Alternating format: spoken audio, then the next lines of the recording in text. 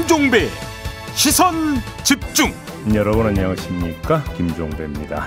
야6당이 발의한 명태균 특검법이 법사위에 상정됐습니다. 아울러 오는 19일로 예정된 긴급 현안 질의에 명태균 씨가 증인으로 채택이 됐는데요. 잠시 후 1부에서 명태균 씨 법률 대리인인 남상권 변호사 연결해서 입장 자세히 들어보겠습니다. 오늘 JB타임즈는 2부로 옮겨서 진행하겠습니다. 3부에서는 정성호 더불어민주당 의원과 최근 이재명 대표의 통합행보 등 당내 여러 현안에 대해서 이야기 나눠보겠습니다. 2월 13일 목요일 김종배의 시선집중, 광고 듣고 시작합니다. 안녕하세요. 현대해상 모델 이정재입니다. 아이와 함께라면 자동차 보험도 현대해상이죠. 만 12세 이하 자녀가 있다면 특약으로 자녀 할인에 스마트 안전운전, 첨단 안전장치 할인까지 현대해상 하이카를 추천합니다. 가입 시 유의사항을 확인하세요. 뉴스의 이면을 파헤치는 삐딱선 정신, 핵심과 디테일이 살아있는 시사의 정석. 여러분은 지금 김종배의 시선집중을 청취하고 계십니다. 네, 바로 명태균 씨의 법률 대리인 남상권 변호사 전화로 만나보겠습니다. 나와 계시죠? 네, 안녕하세요. 예, 오래간만입니다. 네, 안녕하세요, 변호사님. 예. 일단 궁금한 게 19일 날 명태균 씨한테 국회에 출석하기로 결정이 났나요? 출석하지 않기로 결정을 했습니다. 않는 걸로? 예. 왜요? 건강상 이유로 그렇습니다. 아, 무릎이 계속 안 좋은 거군요. 예, 무릎이 안 좋고, 뇌진료 받았는데, 재수술 외에는 별다른 그 방법이 없고, 지금은 약물 처방만 받고 있습니다. 아, 그래요? 예, 그 의사의 말입니다. 예, 저번 인터뷰 때도 이제 그 점을 좀 여쭤봤었는데, 사실은. 예, 악화가 됐죠. 그러니까요. 그래서인지 어제 어떤 이야기가 있었냐면, 그래서 국회의원들이 그 구치소에 가서 현장 질의하는 방안도 뭐 좀 보도를 탔는데, 이 방안도 현실화될 가능성이 없는 겁니까? 현장 질의 또는 뭐 현장 청문회. 예. 네, 이건 이제 국회에서 결정해야 할 부분이기 때문에. 네네네. 만약에 그렇게 결정해서 온다면. 예. 그 부분 관련해서는 응해야 되지 않겠느냐. 아, 그거는 응해야 되지 않느냐. 예, 이렇게 이제 보고 있습니다. 다만 이제 서울로 올라와서 그 출석하는 것은 그 뭐 건강상 도저히 힘들다, 이런 판단 내린 거고요. 예. 알겠습니다. 지금 국회하고 좀 그러면 뭐 현장 질의 말고는 방법이 없다, 이런 말씀이신 것 같은데, 국회하고 좀 어떻게 조율이 될지 좀 더 봐야겠네요. 그러면. 예, 그렇습니다. 알겠습니다. 예. 지금 그 어제 2차로 입장문이 나왔더라고요. 예. 그 누구 덕에 서울시장, 대구시장에 앉은 자들이 면회는 못 올 망정 내가 구속되니 날 고소를 해? 뭐 이런 내용인데, 역시 오세훈 서울시장과 홍준표 대구시장을 겨냥을 했는데, 예. 1, 2차 입장문에서 모두 이 두 시장을 거론을 했어요. 특별한 이유가 뭘까요? 역시 고소를 했다는 이 점 때문입니까? 예, 그래서 뭐 오세훈 씨, 홍준표 씨가 먼저 억울하다 이렇게 하면서 고소한 것 아닙니까? 네네네. 예, 그러면 이 명태균 특검과 관련해서도 억울함을 풀려고 하면 이분들은 얼씨구나 하고 명태균 특검에 찬성해야 하는 거 아닙니까? 그런데 황금품 포렌식을 하니까 너무 많은 정치인들이 나와서 깜짝 놀랐습니다. 너무 많은 정치인이라면 지금까지 예를 들어서 언론 보도를 타지 않았던 또 새로운 정치인들이 나왔다는 얘기입니까? 예, 그렇습니다. 그 명태균 씨 휴대전화에 저장된 전 현직 국회의원이 140명이 넘습니다. 전 현직 토탈에서 140명이 넘는다고요? 예. 특히 그래 이번에 그 국민의힘 국회의원 중에 이름이 생소할 겁니다. 이다리 씨. 예예예. 박상웅 국회의원하고 카카오톡 주고받은 내용도 나오고. 박상 누구요? 박상웅. 아, 예, 박상웅. 네, 국회의원하고 카카오톡 주고받은 내용도 나오고. 예. 그 도대체 얼마나 많은 국민의힘 정치인이 관계를 맺었는지 모르겠더군요. 그러면 카카오톡 대화 내용은 어떤 내용이었는데요? 그건 조만간 네. 카카오톡 관련해가지고 네. 아마 수사 보고서가 작성될 것입니다. 아, 그때, 검찰에서 예. 그때 아마 넣을 것 같고 일명 이렇게 되면 그 맹태균 사단이라고 하지 않을 수 없고 맹태균 사단 감별법도 이렇게 알려주더라고요. 그것을 확인하는 방법은 감별법이 있다고요? 예, 감별법이 있습니다. 어떻게요? 그거 확인하는 방법은 간단하고요. 예. 이번에 그 맹태균 특검에 찬성하는지 네. 반대하는지 네. 기자들이 국민의힘 의원실 찾아가서 물어보면 됩니다. 만약에 예. 반대하거나 대답 안 하고 도망가는 사람들이 있으면 네. 그자들이 맹태균 사단입니다. 그러니까 속칭 찔리는 게 있기 때문에 반대하는 거 아니냐 이런 취지의 말씀이신가요? 그러면? 예, 그래서 반대하는 사람, 도망간 사람 명단을 예. 알려주면 예. 맹태균 씨가 그자들에 대한 에피소드를 알려준다고 합니다.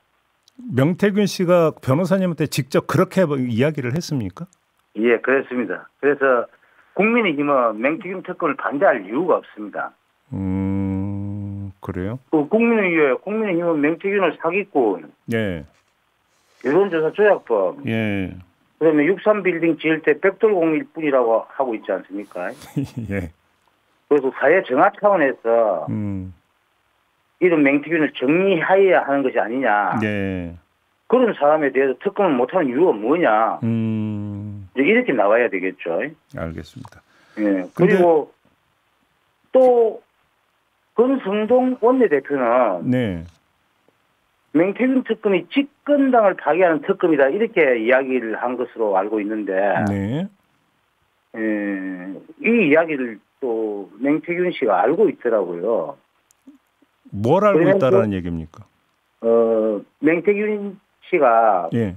어떻게 알고 있냐면 권성동 원내대표는 맹태균 특검이 예. 집권당을 파괴하는 특검이다. 예. 이렇게 언론에 나와서 이야기한 모양인데 네. 그 이야기를 예. 맹태균 씨가 알고 있어요. 그래요? 근데 예를 네. 들어서 이른바 이제 이전에 윤핵관이라고 불렸던 몇몇 인사들이 있지 않습니까? 예. 권성동 원내대표도 이제 마찬가지인데 이분들은 명태균 씨하고 좀 대립각을 세웠던 인물들 아닌가요? 그들이 맞습니다. 그래서 이제 그 권성동 원내대표와 관련해서 네. 그 권성동에 대한 일화를 이야기를 하더라고요. 변호사님 어떤 일화인데요? 이 지난 대선 과정 중에서 네. 개사가 사건이 일어났을 때, 예, 개사과 사건이 있었죠. 예. 예, 권성동 씨가 김건희에게 네. 좀 자제해 달라 이렇게 말을 했어요. 아, 그랬대요. 김건희 여사한테. 예, 그러니까 예. 김건희 씨가 갱노를 했답니다. 그래요? 그래서요. 예. 그래서요. 그래서 당시에 권성동 그 배우자가 예. 아크로비스타 출입 금지령이 내려졌고 예. 방문하지 못했다. 이런 이야기를 하더라고요. 그래서 윤석열 부부 집안은 아마 갱노하는데 도 같은 모양이에요. 예. 잠깐만요. 그럼 변호사님 여기서 제가 하나 확인 좀 할게. 예. 권성동 원내대표가 당시 김건희 여사한테 자제를 부탁을 한 게 예. 개사과의 어떤 주인공이 김건희 여사라고 생각해서 그걸 염두에 두고 자제를 부탁했다 이런 맥락입니까?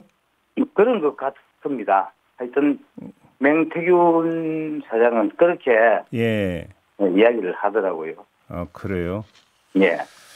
권성동 원내대표의 그런 일화가 있었다라고 명태균 씨가 직접 변호사님한테 말씀을 하셨다 이런 이야기가 되는 거고요. 예.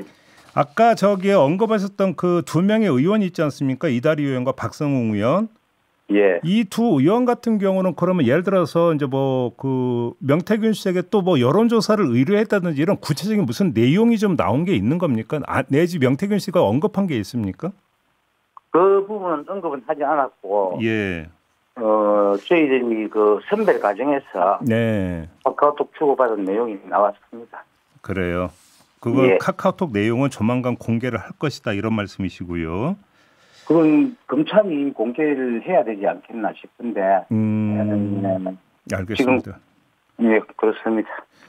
오세훈 서울시장이 어제 예. 명태균 수사가 지연되어 질서를 흔들면 그건 검찰 책임이다 이런 취지의 주장을 했고요. 네. 홍준표 대구시장은 날 끼워 넣어 명태균 특검법을 통과시키든 말든 니들 마음대로 해라. 나는 상관없으니 니들 마음대로 해봐라. 이런 입장을 내놓는데 어떤 말씀 주시겠습니까? 그 아마 명태균 특검에 찬성하는 취지로 받아들여지고 싶네요. 그렇게 해석을 하고 싶다라는 말씀이시죠? 예, 예. 그렇습니다. 그래요? 바른 소리 하는 건지 모르겠는데 네. 바른 소리인지 비꼬는 소리인지 자신이 있다는 건지 네. 모르겠습니다. 자, 그 변호사님이 저희와 여러 차례 인터뷰를 하셨고요. 그 과정에서 홍준표 대구시장과 명태균 씨와 관계 이런 것들을 이제 몇 차례 언급을 하시지 않았습니까? 자, 예. 그런데 그런 언급 외에 지금까지 공개되지 않은 또 오갔던 다른 내용들이 있는 겁니까? 있습니다. 어떤 내용입니까, 그게? 선거 비용과 관련된 내용이 하나 있어요. 누구 얘기입니까, 그 얘기는? 그건 홍준표 씨 이야기입니다. 홍준표 시장의 선거 비용과 관련된 이야기가 있다? 예, 그것도 있습니다. 무슨 말씀이세요? 좀 더 구체적으로 말씀해 주실 수 있습니까? 어제 예. 이 박범계 의원님께서 네. 20억 차용증 뭐 이런 이야기를 하시더라고요. 네. 그 제보자가 접니다. 예.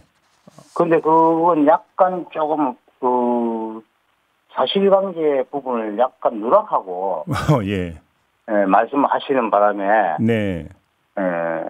이제 맥락을 크게 짚지 못하고 오해하실 수 있는 내용들이었습니다. 그럼 여기서 좀 정확히 말씀해 주세요. 어떤 내용인데요?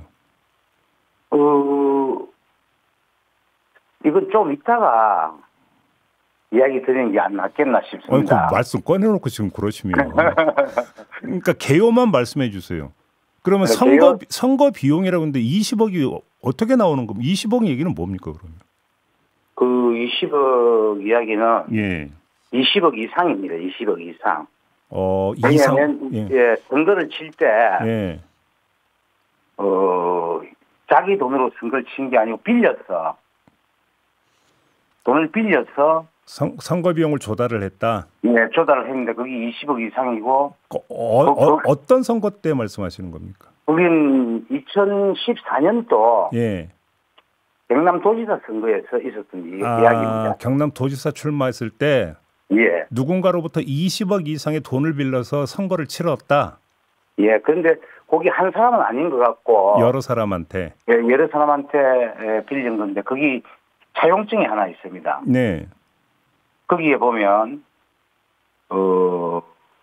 채무자인 홍준표 씨의 주민번호도 기재되어 있고 그 뒤에 네. 자동차 운전 면허증이 첨부가 되어 있습니다. 그 운전 면허증도 홍준표 시장의 면허증입니까? 예, 그렇습니다. 예. 예, 그거 조만간 예. 공개해라고 하면 네. 공개할 의사도 있습니다. 잠깐만요, 변호사님. 근데 그 누군가한테 그러니까 그 돈을 빌려 가지고 선거를 치렀다가 선거 끝난 다음에 돈을 갚으면 그건 문제될 건 없는 거 아니겠습니까?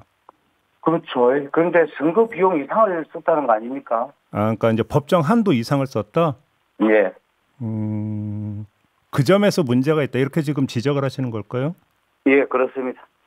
그래요? 이것도 조만간 그럼 더 구체적인 내용을 공개하실 계획이십니까? 예, 공개할 계획입니다. 때가 되면. 때가 되면? 예. 알겠습니다. 그 윤상현 의원 있잖아요. 일전에 예. 저희하고 인터뷰를 할 때 예. 그 그러니까 2022년 국회의원 재보궐선거 공천관리위원장이었잖아요. 예. 이 공관위원장 임명에 명태균 씨가 힘을 썼다는 취지로 이제 저희한테 말씀 주신 바 있지 않습니까? 예, 명태균 씨가 그렇게 이야기를 했습니다. 근데 어제 저희가 이준석 의원하고 인터뷰를 했는데 이 질문을 좀 했더니 아니라고 부인을 하던데요. 어떻게 된 걸까요? 당연히 아니라고 부인하지 않겠습니까? 당연이라고 하는 건 어떤 뜻입니까? 가질 적이 없다 이런 취지로 벗어나야 되지 않아요. 벗어나려고 그러는 것이다. 예. 그러면 좀 더 구체적으로 혹시 말씀해 주실 수 있습니까? 명태균 씨가 윤상현 의원을 예. 공천관리위원장으로 추천을 했고 네. 그때는 아마 내부적으로 서로 간에 이야기가 있었던 모양입니다. 뭔가를 좀 해달라. 내부적으로라고 하는 게 이준석 의원과 명태균 씨 간에 아니요. 윤상현 씨와 명태균 씨 사이에요. 아 그래요? 예. 어떤 이야기가 오갔던 겁니까? 그럼 둘 사이에. 그 내용을 예. 가지고 서로 이야기가 되고 합의가 됐다라는 전제 하에서 네. 공천관리위원장이 이제 되는데 예. 네, 공천관리위원장이 되고 나서 예. 태도를 싹 바꿨습니다. 윤상현 의원이 예. 예. 네, 그런 내용입니다. 자, 정리를 할게요. 그러니까 그럼 먼저 윤상현 의원과 명태균 씨 간에 뭔가 약속이 있었고 1번. 그래서 그 약속을 믿고 명태균 씨가 이준석 의원에게 윤상현 의원을 공관위원장을 시켜줬으면 좋겠다라고 부탁을 했고 이게 2번. 예. 그래서 공관위원장으로 임명이 됐는데 그 다음에 윤상현 의원이 태도를 돌변했다. 이게 3번 이렇게 된다는 말씀이실까요? 예. 명태균이가 당한 거죠. 당했다. 윤상현 의원한테. 예. 무슨 약속이었는데요? 그게 이제 그 부분이 이 문제되다 보니까 어그러지다 보니까 네. 결국 그 대통령 부부하고 문제된 통화를 하게 됩니다. 그게 5월 9일 통화 그 김영선 의원 공천 말씀하시는 겁니까? 그렇습니다. 그래서 전화를 하게 된 거다. 네. 그러면 제가 좀 추정을 하면 그러니까 애초 1번 약속일 때 내가 그 당신 공관위원장에게 밀 테니까 김영선 의원 공천 좀 해주라는 혹시 이 약속이었습니까? 그거는 나중에 네. 명태균 씨 특검이 시작되면 네. 공개할 것으로 보고요. 근데 변호사님 말씀의 맥락은 그거 같은데요. 맞다 틀리다만 좀 말씀해 주세요. 맞습니까? 그렇게 이해하시든지 그거는 그 우리 진행자님의 네. 자유입니다. 그렇습니까? 예. 알겠습니다. 이 정도만 해야 될 것 같아요. 관련 이야기는 예. 그래서 아무튼 그래서 명태균 씨가 그러니까 그 이준석 당시 대표에게 윤상현 의원 공관위원장을 부탁을 했고 이준석 대표가 그걸 받아들인 것이다 이 말씀이신 거죠? 그래서 공관위원장이 되지 않았겠습니까? 그렇게 이제 그런 그러니까 그 계통에 있었다. 네. 그런데 이제 나중에 뭐 공관위원장 선임 배경을 우리가 이야기한 거하고는 다르게 이야기하겠죠. 변호사님 하나 더 여쭤볼게요. 예. 그 한 언론과의 그 전화 인터뷰에서 김건희가 알게 했다. 우리가 그걸 갖고 있다는 것을 이런 말씀을 하셨어요. 예. 그게 뭡니까?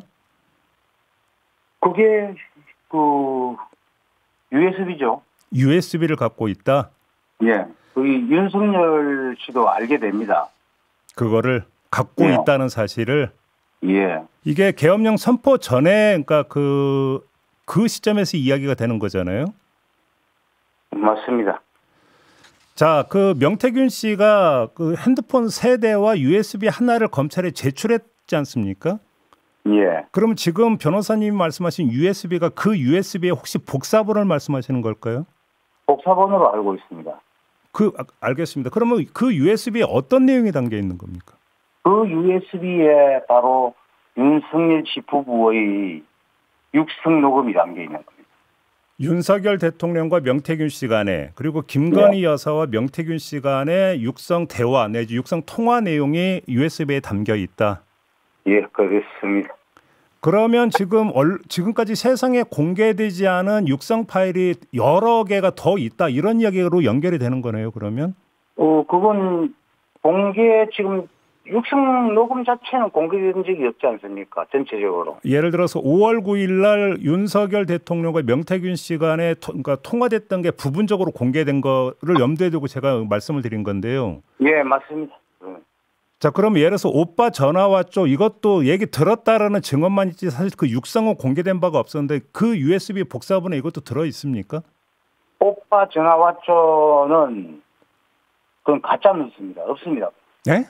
없다고요? 그건 없습니다. 예, 그 대화가 네. 그 멘트가 도대체 누구로부터 시작됐는지 모르겠는데. 그러면 그런 식의 그 대화가 이루어진 적이 없다는 말씀이십니까? 예. 그러니까 그래요? 맹태균 씨가 방방 뛰고 있는 게 예. 가짜 뉴스 썼다고 막 방방 안 뜁니까? 그러면 김건희 여사 육성은 어떤 내용인데요, 그러면? 전에 언론에 공개 안 됐습니까? 어떤 거 말씀하시는 겁니까? 5월 9일 날, 예. 2022년 5월 9일이죠. 예. 예, 그때 그 방송국하고 언론사에서 같이 공개된 내용이 있지 않습니까? 그 내용이었습니다. 방송국하고 언론사에서 공개된 내용을 어떤 거 말씀하시는 걸까요? 그 2022년 5월 9일 날, 네. 그 녹음된 그 예를 들어서 윤석열 대통령과 통화한 후에 그 직후에 김건희 그렇습니다. 여사가 명태균 씨에 전화 걸어왔다는 그 내용 말씀하시는 겁니까? 예, 그 내용입니다. 그래요? 그래서 이거 다 네. 잘 될 거니까 취임식 오세요라고 했던 그거 말씀하시는 겁니까? 네, 그렇습니다. 그 육성 파일이 USB에 담겨 있다. 예. 그거 말고 또 다른 육성 파일이 어떤 게 담겨 있는 겁니까?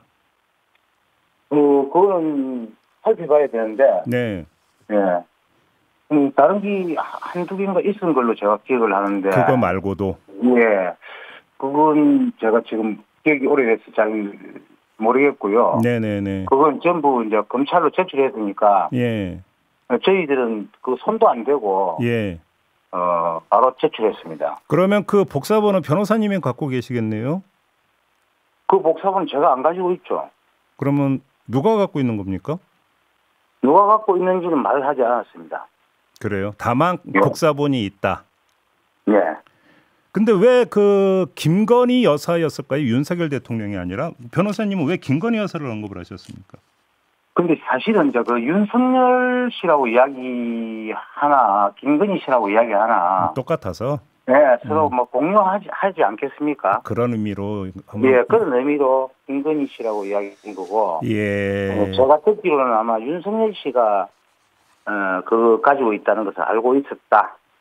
누군가가 윤석열 대통령한테 보고를 했다 이 얘기가 되겠네요. 그러면 예, 그리 되는 거죠. 알겠습니다. 이게 이제 특검에서 모두 밝혀야 될 내용이다 이런 말씀이신 거죠? 정리하면 이제 특검에서 밝혀야 되고, 알겠습니다. 나중에 그 부분이 네, 맹태균 게이트보다 더 큰 폭발력이 아마 있을 겁니다. 알겠습니다. 오늘 네. 말씀은 여기까지 듣겠습니다.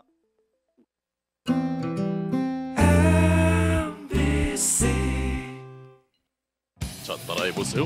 이카운트 ERP 4만원 회계관리, 이카운트 ERP 4만원 재고관리, 이카운트 ERP 4만원 생산관리. 사업 성공 함께해요. 이카운트 카운트 ERP의 모든 기능을 월 4만원에 드립니다. 이카운트 가입비 부가세 별도. Hello, this is Daniel Henney. 모든 곳이 연결된 미래적 워크스페이스가 옵니다. 스케일, 인프라, 비전까지 현대 엔지니어링이 완성하는 하이엔드 워크 에디션. 신광교 클라우드 시티. 1668-0668 현대 엔지니어링.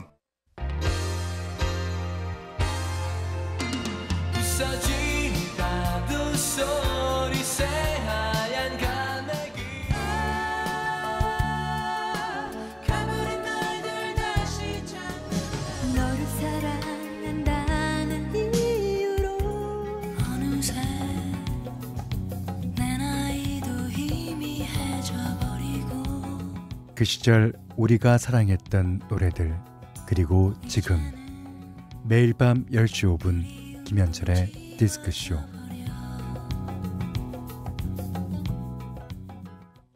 살림꾼 김재우의 살림템 추천. 창틀 바람막이로 실내 온기 지켜줄게. 포장은 다회용기로, 플라스틱 거절한다. 우리 식재료로 유통을 줄이면 탄소를 줄일 수 있어. 이 모든 건 기후위기에 대응하는 지구 살림템. 여러분도 함께해요. 공익광고협의회. 지금 시각은 7시 30분입니다.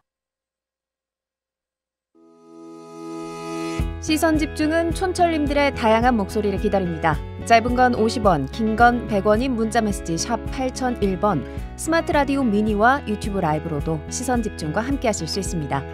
믿고 듣는 진품 시사 김종배의 시선 집중.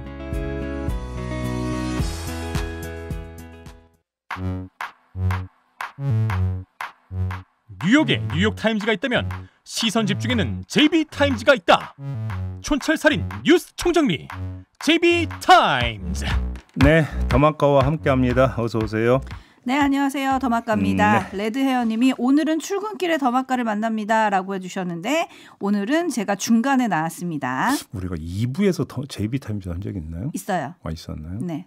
요즘 기억이 가물돼가지고 네, 내란 사태 이후에 제 위치가 조금 왔다 갔다 하다 보니까 많은 분들이 뭐 조금 늦게 나오면 아픈 거냐, 오늘은 결석이냐, 뭐 많이들 물어주시는데 네, 제가 안 나오는 날도 출근은 해 있습니다. 여러분 오해는 마시고요. 네. 그리고 지금 1부에서 명태균 씨 변호인이죠, 남상권 변호사 인터뷰 하다가 또 끊어졌잖아요. 네. 그래서 많은 분들이 녹음이었나? 라고 올려주셨는데 녹음 아니고 생방이었습니다. 저희가 사실은 더 물어야 될 얘기가 있는데 시간상 그죠? 그렇죠. 네, 그렇게 마무리가 됐다는 점. 예. 네, 양해 좀 부탁드리고요. 저희가 딱 끝나는 시간이 정해져 있기 때문에 맞습니다. 뒤에 광고랑 이런 것들이 나가야 되는 시간이라 그렇게 됐다는 점. 양해 부탁드리겠습니다. 네. 그리고 아이고 죄송합니다. 네, 천천히 하세요. 천천히. 네, 그리고 저희가 또 다른 인터뷰로 또 마련을 해야 될 것 같다.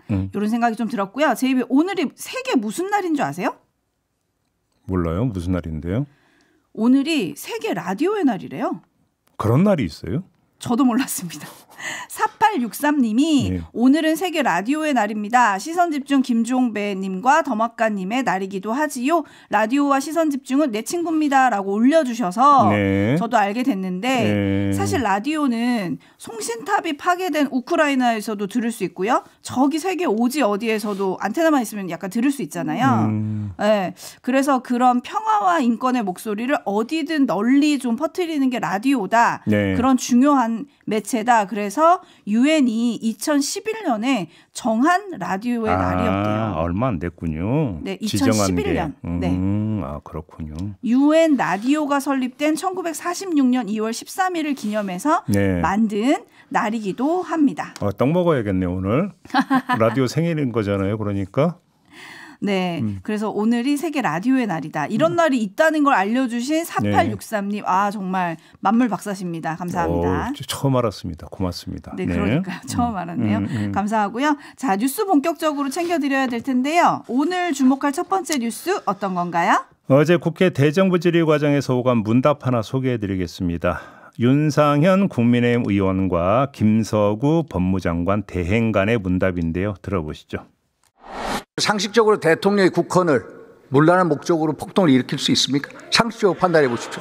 그 부분은 상식선에서 접근한다기보다도 드러난 사실관계를 통해서 법원에서 최종 판단할 사안으로 생각합니다. 네, 김서구 대행이 모범 답안을 내놓은 거 아니겠습니까? 그래서 덧붙일 말은 없고요. 별개로 이 지적만 하고 넘어가도록 하겠습니다. 어떤 거죠? 윤상현 의원이 말한 상식이 맞습니다. 상식적으로는 대통령이 국헌 문란 목적으로 폭동을 일으키는 게 부합되지 않죠. 상식에 부합되지 않습니다. 문제는 그 다음 판단인데요. 그러므로 그런 일을 했을 리가 없다로 연결 지을 게 아니고 그런데도 그렇게 했으니까 비상식적이다라는 말로 연결을 지어야 되는 거 아니냐라는 말씀입니다. 비상식적이라는 표현도 있고 몰상식하다라는 표현도 있습니다. 자, 아무튼 바로 이 점 때문에 많은 국민들이 상식의 범주보다 더 넓은 개념을 써서 12.3 비상계엄 그 자체가 초현실적이라고 지적하고 있는 거 아니겠습니까? 이거에 좀 귀를 열어야 되지 않느냐. 누가? 윤상현 의원이 이런 말씀을 드리겠습니다. 네, 윤상현 의원이 대통령이 국헌을 문란한 목적으로 폭동을 일으킬 수 있느냐. 상식적으로 판단해보라. 그랬더니 김성구 법무장관 대행이 그렇게 얘기했다는 거잖아요. 상식보단 사실관계 통해서 판단한 사항이다. 아니 모든 사람이 그러면 상식에 따라서 행동을 한다면 뭘 상식하다라는 표현은 왜 나왔겠습니까? 이 세상에. 네, 그래서 담쟁이 넝쿨님 등 많은 분들이 이렇게 정리해 주셨어요. 정말 우문현답이네요. 그렇죠. 네. 네, 이렇게 정리를 해주셨고요. 오늘 윤석열 대통령의 탄핵 심판 8차 변론이 있습니다. 네. 김봉식 전 서울경찰청장, 조태용 국정원장, 조성현 수방사 1경비단장이 증인으로 출석을 하는데요. 오늘은 또 어떤 상식적인 말과 몰상식한 말이 나올까요? 요걸 또 저도 궁금합니다. 시선 집중해야 될 것 같습니다. 네. JB타임즈 다음 주목할 뉴스 오디오로 먼저 만나보시죠.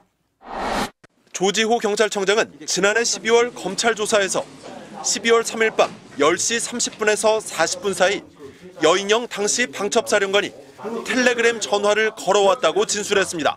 이 통화에서 여전 사령관이 조 청장에게 정치인이 포함된 15명의 명단을 불러주며 이들을 체포할 건데 위치 파악을 해달라고 요구했다는 겁니다. 여전 사령관과의 첫 통화 당시까지는 한동훈 전 국민의힘 대표는 없었습니다. 그런데 여전 사령관은 이후 조 청장에게 다시 텔레그램 전화를 걸어 급한 목소리로 한동훈 추가입니다라고 말했다고 조 청장은 진술했습니다. 조 청장은 2차 통화 시점은 텔레그램 방이 사라져 정확히는 모르지만 한 전 대표가 계엄에 관해 부정적 입장을 밝힌 밤 10시 50분 직후로 추정했습니다. 네, 그때 왜 갑자기 한동훈 당시 대표를 추가했을까 궁금하지 않습니까? 네. 관련해서 이미 전해진 내용이 있는데요. 계엄 다음 날 한동훈 당시 대표가 용산에서 윤석열 대통령을 만난 일이 있었습니다. 이 자리에서 왜 저를 체포하려고 했느냐라고 묻자 윤석열 대통령이 계엄군이 그랬다면 정치활동 금지를 명기한 포고령 위반이니 체포하려 한 것 아니었겠느냐라고 대답을 했다. 이거 보도 많이 됐었습니다. 여러분 기억을 하실 것 같은데. 자, 이걸 대답으로 가름하면 되는 겁니까? 근데 제가 볼 때는 이건 대답이 될 수가 없습니다. 왜 그러느냐? 이건 말이 안 된다라고 하는 또 다른 사례 하나를 더 전해드리겠는데요. 어제 MBC 뉴스데스크 뉴스 하나 더 들어보시죠. 조지호 경찰청장은 여인영 전 방첩사령관에게서 들은 체포 명단에 김동현이라는 이름이 있었다고 검찰에 진술했습니다. 처음에 김동현 경기도지사라고 생각했다가 누군지 다시 확인했다는 겁니다. 그러자 여전 사령관이 이재명 무죄 선고를 한 판사라고 답했다는 게 조 청장의 진술입니다. 김동현 판사는 지난해 11월 25일 이재명 더불어민주당 대표의 위증교사 의혹 1심 재판에서 무죄를 선고한 서울중앙지법 소속 판사입니다. 네, 김동현 판사는 포고령과는 아무 상관이 없는 사람입니다. 그런데도 체포 명단에 포함이 되어 있었다는 거 아니겠습니까? 네, 그러니까요. 왜 그랬을까요? 그러니까 이유는 딱 하나죠. 윤석열 대통령 마음에 들지 않아서다. 이렇게 정리할 수밖에 없는 거 아니겠습니까? 한동훈 당시 대표가 계엄에 반대한 것이 마음에 들지 않아서 체포하라고 했고 이재명 대표에게 유리한 판결을 내린 게 마음에 들지 않아서 체포하라고 했다. 이렇게밖에 해석이 안 되는 거 아니겠습니까? 이게 상식에 부합되는 거 아닙니까? 오히려 간단히 정리하면 내 맘대로 했다라는 겁니다. 윤석열 대통령이 내 맘대로 했다. 자, 그래서 어제 이 자리에서 했던 얘기를 다시 한 번만 쓰겠습니다. 화나서, 서운해서, 삐져서, 그래서 체포하라고 했다. 이렇게 해석을 해야 되는 거죠. 응? 한마디로 더 이야기는 뭐냐? 그래서 몰상식했다. 이 얘기를 해야 되는 건데요. 여기다가 사적으로 하나 덧붙이면 그럼 포고령 위반에 해당이 되면 그럼 정당화되느냐? 이것도 말이 안 되는 거잖아요. 애당초 포고령 자체가 위헌적인 내용이었고 이것도 상식이라 제가 건너뛰었습니다만 이래도 말이 안 되고 저래도 말이 안 된다라는 거 다 몰상식하다 이렇게 정리하겠습니다. 네, 이미 앞서 이런 뉴스가 있었잖아요. 체포시도 명단에서 최재영 목사 이름이 나왔고 군판사 성향 파악 지시가 나왔었다. 이런 얘기 있었잖아요. 군판사라고 하는 게 박정훈 대령 그렇죠. 재판 담당했던 판사. 그렇죠. 그다음에 구속영장 기각했던 판사. 그들이라는 거 아니겠습니까? 네. 그러니까 이 사람들도 왜 들어갔느냐. 그리고 한동훈 전 대표 그리고 김동현 판사 왜 들어갔느냐. 그 이유가 지금 다 일맥상통한다. 이렇게 보면 되는 거죠. 한마디로 얘기하면 경로해서 그랬다. 이렇게 정리하겠습니다. 네. 신원섭파님, 한동훈 대표가 계엄에 반대한다는 소식 듣고 급하게 추가시킨 건가요? 라고 물어주셨고, 임금님규의 캔디님, 부대찌개 먹다가 급하게 라면사리 추가하는 것도 아니고 이거 뭔가요? 라고 보내주셨고. 부대찌개가 얼마나 맛있는데 지금. 이석기님, 마음에 안 들면 체포 가능한가요? 라고 물어주셨고, 김승호님, 계엄 해제를 했는데도 체포 인원이 늘어난 것은 계엄 유지 의사를 강하게 표출한 거 아닙니까? 라고 또 물어주셨습니다. 네. 네, 그리고 헌재가 오늘이 지금 잡혀있는 기일의 마지막 변론 기일이잖아요. 원래 예정된 마지막 변론 기일이죠. 추가로 뭐 더 잡을지 안 잡을지는 오늘 지나봐야 하는 거고요. 그렇죠. 네. 떠돌이 헌터님이 피곤합니다. 오늘까지만 재판하고 이제 정리하면 안 될까요? 라고 올려주셨는데 과연 그럴지도 사실 오늘은 조금 관전 포인트가 될 것 같아요. 네. 네, JB타임즈 다음 주목할 뉴스는요. 그저께 온라인 커뮤니티 DC 인사이드 국민의힘 갤러리 등의 문영배 헌법재판소장 대행의 휴대전화 번호다라고 추정되는 번호가 공개가 됐다고 합니다. 한 누리꾼은 문영배 권한대행이 졸업한 경남 진주 대하고등학교 동창 카페에서 그의 모친상 부고에서 찾았다면서 휴대전화 번호 하나를 올렸다라는 건데요. 그 뒤에 어떤 일이 벌어졌는지 대충 짐작이 가시죠? 네, 문자 테러가 발생을 했다고 합니다. 이 번호의 카톡과 문자로 수많은 메시지를 보낸 후에 인증 화면까지 올렸다고 하고요. 심지어 과거 음란물 카페에 가입했다며 확인되지 않은 소문을 퍼뜨리는 일도 있었다고 합니다. 자, 이렇게 되면 어떻게 되는 겁니까? 뭐가 따라오는 줄 아십니까? 사법 처리가 따라옵니다. 휴대전화 번호는 개인정보입니다. 당사자의 동의 없이 누설할 경우 어떻게 되느냐? 5년 이내의 징역형 또는 5천만 원 이하의 벌금형에 처한다. 법 규정은 이렇게 되어 있습니다. 네, 데이지님이 상식적이지 않은 일 하나 더 추가됐네요. 에휴라고 보내주셨는데 문제는 이 지금 이렇게 번호를 좀 공개해가지고 뒤에 문자 테러라든지 뭔가 이런 거를 하는 것도 문제인데 여기에 그 고등학교 동창 카페라는 데 있잖아요. 네. 여기 지금 음란물이 여러 건이 게시가 됐는데 그걸 문영배 헌법재판소장 권한대행이 눈 감아준 거 아니냐라고 지금 공격하는 목소리가 있거든요. 근데 이거를 국민의힘 의원들이 직접 문제 제기를 하고 있다는 겁니다. 이건 이제 어떻게 봐야 됩니까? 아이고, 문영배 그 대행이 지금 카페 직입니까? 그다음에 또 한 가지. 카페 이런 거 운영해 보신 분들은 아마 잘하실 것 같은데 한번 올라오기 시작하면 뭐 대책 없이 올라와요. 이런 스팸성, 쓰레기성 이런 것들이 지워도 또 올라와요. 정말 골치 아픈 경우가 꽤 있거든요. 근데 그거를 왜 문영배 대행한테 지금 책임을 묻습니까?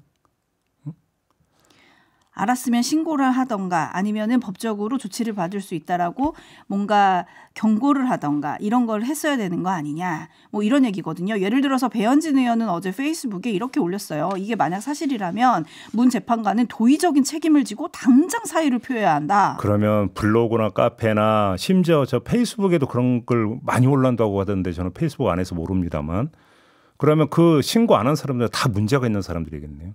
그러면 수백만 헤아릴 텐데 어떻게 하시려고요? 그러면. 네, 아테나님이 문영배님 고초 많으시네요. 도대체 왜 이렇게까지 하는 걸까요? 라고 보내주셨고 박재희님은 헌재의 권위를 무시하는 행위는 민주주의에 대한 엄청난 도전입니다. 라고 해주셨는데 뭐 이것뿐만 아니라 어제 권성동 원내대표와 원내 지도부가 헌재를 항의 방문을 하기도 했거든요. 그러면서 네. 지금 헌재가 하는 걸 보면 정치 재판을 하고 있다라고 비판을 했어요. 아니 저런 움직임 끝에 헌재가 언젠가는 탄핵소추에 대한 결론을 내릴 거 아닙니까? 만약에 인용을 하면 그래서 파면을 결정하면 그때 어떻게 할 생각인데요? 그래서 국민의힘은.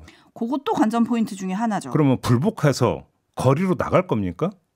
아니 지금까지 이렇게 해놓고 그러면 저 승복할게요. 이럴 겁니까? 어떻게 할 생각인데요 도대체? 네, 연우님은 그러면 국민의힘 의원들은 내란 방관자 아닙니까? 그 책임은 어떻게 지실 건가요? 사퇴 안 하십니까? 라는 아주 날카로운 촌철 보내주셨고요. 병광성님은 디스 인사이드는 이렇게 개인정보를 공개하는 IP 주소 빨리빨리 파악해서 수사에 협조해 주셨으면 좋겠습니다. 라는 댓글도 올려주셨네요. 오히려 그걸 지적을 해야죠. 바로 이 점을. 네. 뉴스와 분석이 함께하는 JB타임즈 다음 주목할 뉴스는 어떤 건가요? 김창호 구미시장 이야기입니다. 김창호 구미시장 하면 뭐가 가장 먼저 떠오르십니까? 가수 이승환 씨의 공연 떠오르지 않습니까? 무산되지 않았습니까? 대관 문제와 관련해서 정치적 선동 및 오해 등의 언행을 하지 않겠다는 서약서를 써라라고 요청을 하면서 결국은 대관 취소까지 갔습니다.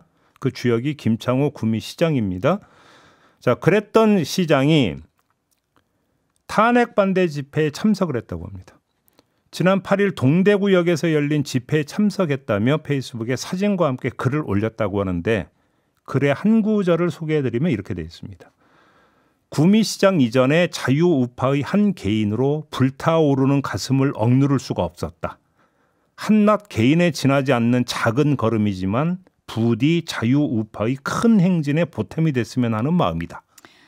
네, 개인이라는 점을 굉장히 강조하고 있는 느낌인데 네. 시위 참가와 집회에서의 의견을 발표를 금지하는 게 지방 공무원법에 있지 않습니까? 네. 이 법을 좀 염두에 뒀나 이런 생각이 들기도 하지만 그렇다고 개인을 강조해서 괜찮은가? 괜찮은 건가요? 아니 그러면 그렇게 개인 강조한 거 그대로 따라가서 그러면 가수 이승환 씨는 뭔데요? 응? 그럼 그는 개인이 아니라 뭡니까 그러면? 공인이라고 하겠죠 이분들은. 자, 그럼 어떤 개인은 정치 집회에 참석해도 되고 어떤 개인은 정치적 오해를 살 수도 있는 공연을 해서는 안 된다라고 하는 도대체 그 구분 기준선이 뭔데요? 도대체 어떤 기준으로 그렇게 하는 겁니까? 엿가락은 빼고요. 이승환 씨는 대중적 영향력이 큰 유명인이라서 그렇다. 이렇게 혹시 설명하려고 드는 겁니까? 그렇게 따지면 김 시장은 정치적 중립을 지키며 공직을 수행하는 공인입니다. 공인.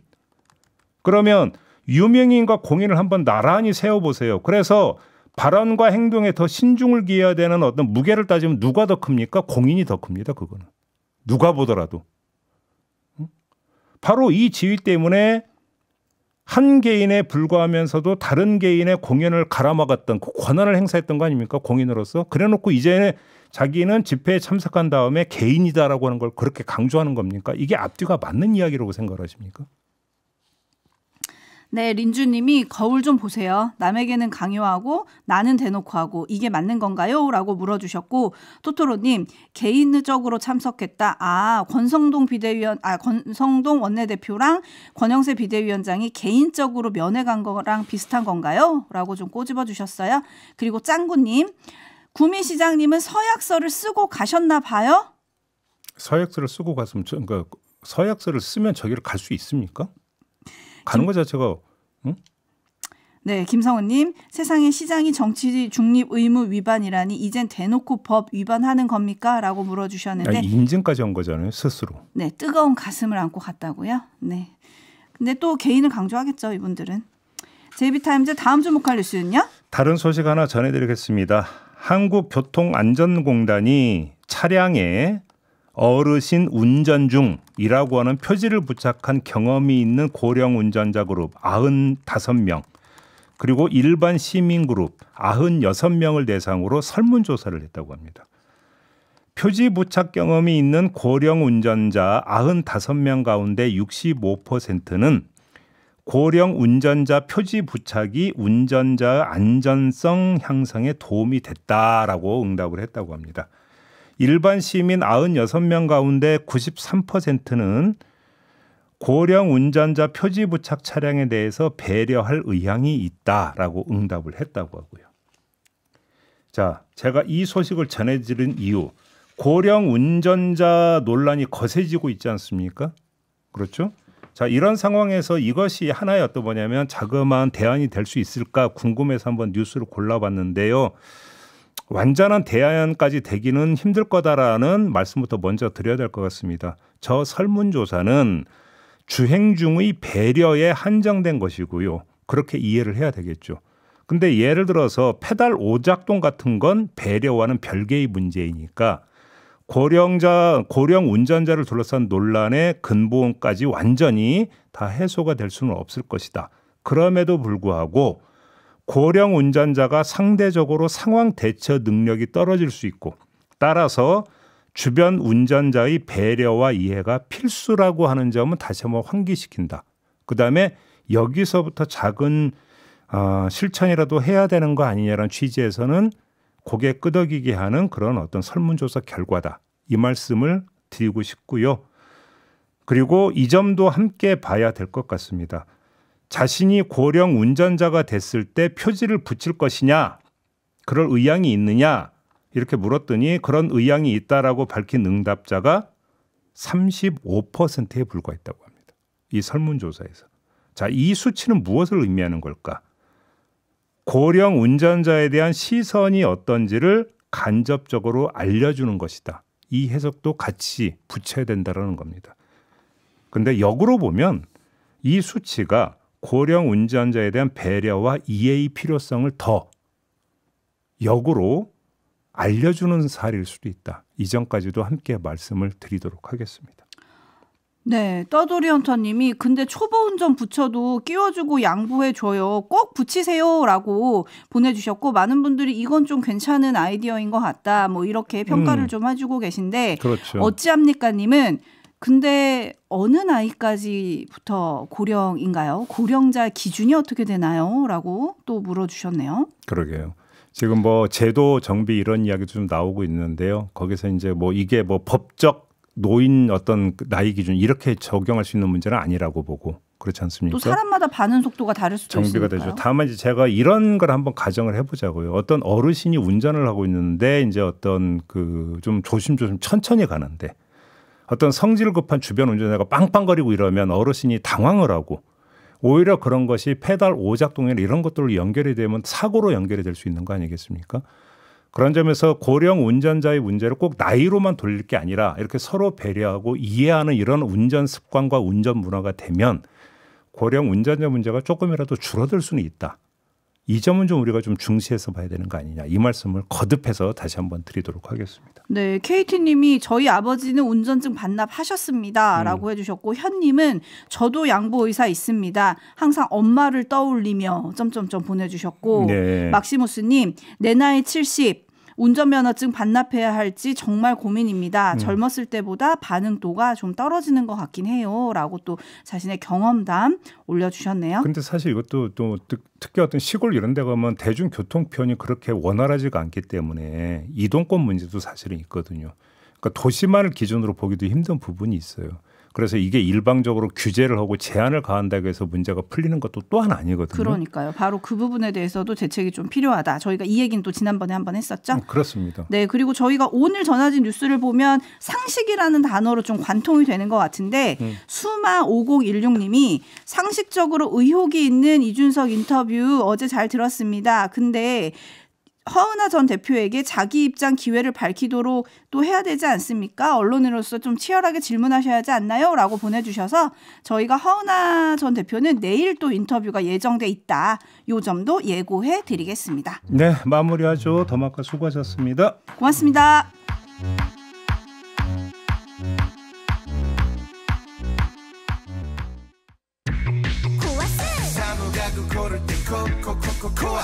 환경을 생각하는 코코코코코아스 미래형 사무가구 코코코코코아스 행복까지 플러스 코코코코코아스 친환경 브랜드 코아스로 사무가구 고민 해결 코코코아스 조강기처가 좋더라 선연료가 좋더라 친구는 오랜 친구 중하고 국민연료 선연료 대한민국 부탄가스의 힘 국민연료 선연료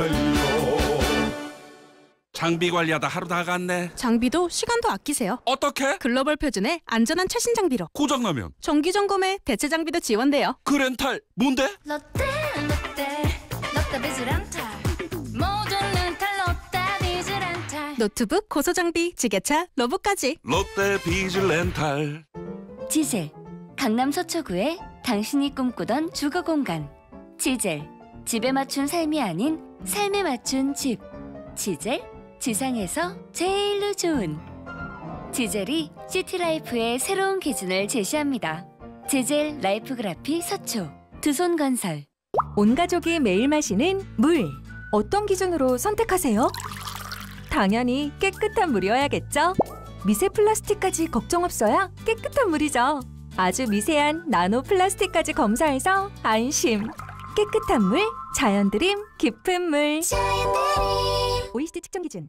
2025년 사천 방문의 해. 2025-2026 한국관광 100선에 선정된 사천 바다 케이블카와 아라마루 아쿠아리움. 항공기 수리 제작 과정을 직접 관람할 수 있는 항공산업관광 시티 투어까지. 다양한 볼거리, 먹거리, 즐길거리가 풍성한 경남 사천으로 놀러 오이소.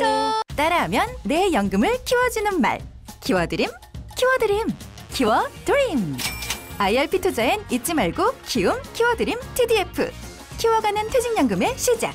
키움 키워드림 TDF. 키움 투자자산운용 원금 손실 시 투자자 귀속. 투자 전 투자 설명서 및 약관 필독, 보수 및 수수료 등 발생 가능. 안녕하세요. 어르신을 고용하는 기업이라면 주목해주세요. 풍부한 경험과 노하우를 지닌 시니어를 채용하면 정부가 지원하는 제도가 있다는 거 알고 계셨나요? 바로 시니어 인턴십 사업. 60세 이상 시니어를 인턴으로 채용하는 기업이라면 1인당 최대 270만 원까지 지원받으실 수 있습니다. 지금 바로 참여하세요. 문의 1577-1923 1577-1923. 자세한 내용은 한국노인인력개발원 홈페이지에서 확인하세요. 이 캠페인은 보건복지부와 함께합니다. 네, 기상청 연결해서 오늘 날씨 알아봅니다. 곽지연 리포터. 네, 오늘 아침 찬 공기가 일시적으로 내려오면서 어제 아침보다 기온이 뚝 떨어져 있습니다. 현재 서울의 기온은 영하 5.8도고요. 파주, 철원 영하 12도, 대전 영하 4도로 출발하고 있습니다. 바람도 강하게 불고 있어서 대관령의 체감온도가 현재 영하 20도, 대구, 부산의 체감온도는 영하 7도로 춥습니다. 그래도 이 추위가 오래가진 않아서 오늘 낮 기온은 서울이 5도, 부산 10도까지 오르겠고요. 특히 내일은 서울의 낮 기온이 10도까지 오르면서 3월 중순에 해당하는 초봄 날씨 보이겠습니다. 주말에는 흐린 가운데 제주도 남해안에 비 소식이 있습니다. 날씨 정보였습니다. 네, 시선집중 2부 마무리하고 8시 3부로 이어갑니다. 잠시만요.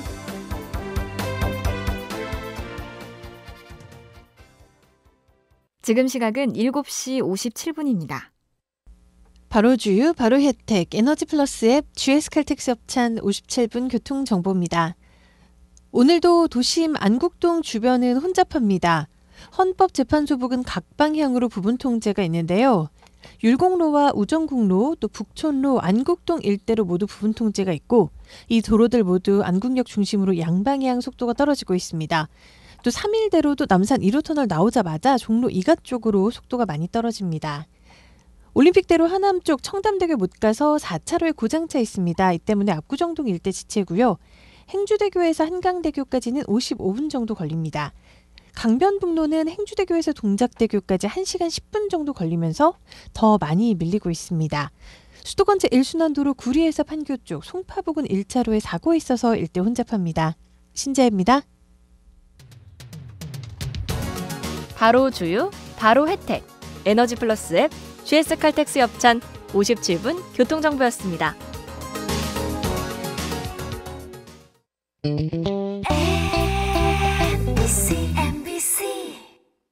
세상이 스마트해지는 사이 우리는 어두워졌는지도 모릅니다. 보이지 않는 곳에서 아파하고 눈물 흘리는 사람이 없도록 환인이 함께하겠습니다. 세상을 환하게 환인제약. 한국인에게 가장 popular, 가장 친근하고 다정한 노래 트로트. 저 손태진이 좋은 음악과 따뜻한 이야기 점심시간마다 정성껏 준비하겠습니다. 손태진의 트로트 라디오 매일 낮 12시 20분, 주말에는 10분 일찍 찾아옵니다. 살림꾼 김재우의 살림템 추천. 이 찬바람 뭐지? 우리 자기 춥잖아. 창틀 바람막이로 실내 온기 지켜줄게. 일회용품 버릴 때 자기 마음 불편하지. 포장은 다회용기로, 플라스틱 거절한다. 우리 채소로 만든 맛있는 한 끼.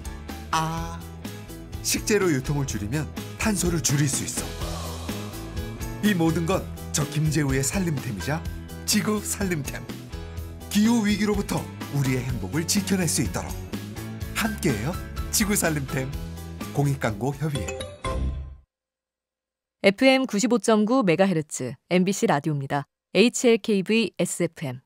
행복한 세상에 좋은 친구 MBC 오늘도 당신 편 MBC 라디오에서 8시를 알려드립니다.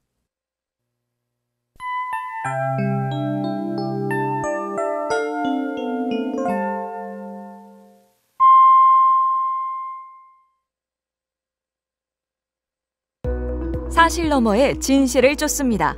대한민국 1등 시사 김종배의 시선 집중. 네, 예고해드린 대로 오늘 3부는 정성호 더불어민주당 의원과 함께하겠습니다. 어서 오세요. 네, 안녕하십니까. 명태균 특검법이 이제 다시 시선 집중의 대상이 되고 있는데요. 네네. 조금 전에 저희가 명태균 씨 법률 대리인 남상권 변호사하고 인터뷰를 했는데 국회 출석 안 할 걸로 결정을 봤다고 얘기를 하더라고요. 네. 그럼 어떻게 되는 겁니까 앞으로? 일단은 명태균 씨가 변호인 통해서 두 번의 입장문도 발표했고, 네. 꼭 특검을 좀 통과시켰으면 좋겠다.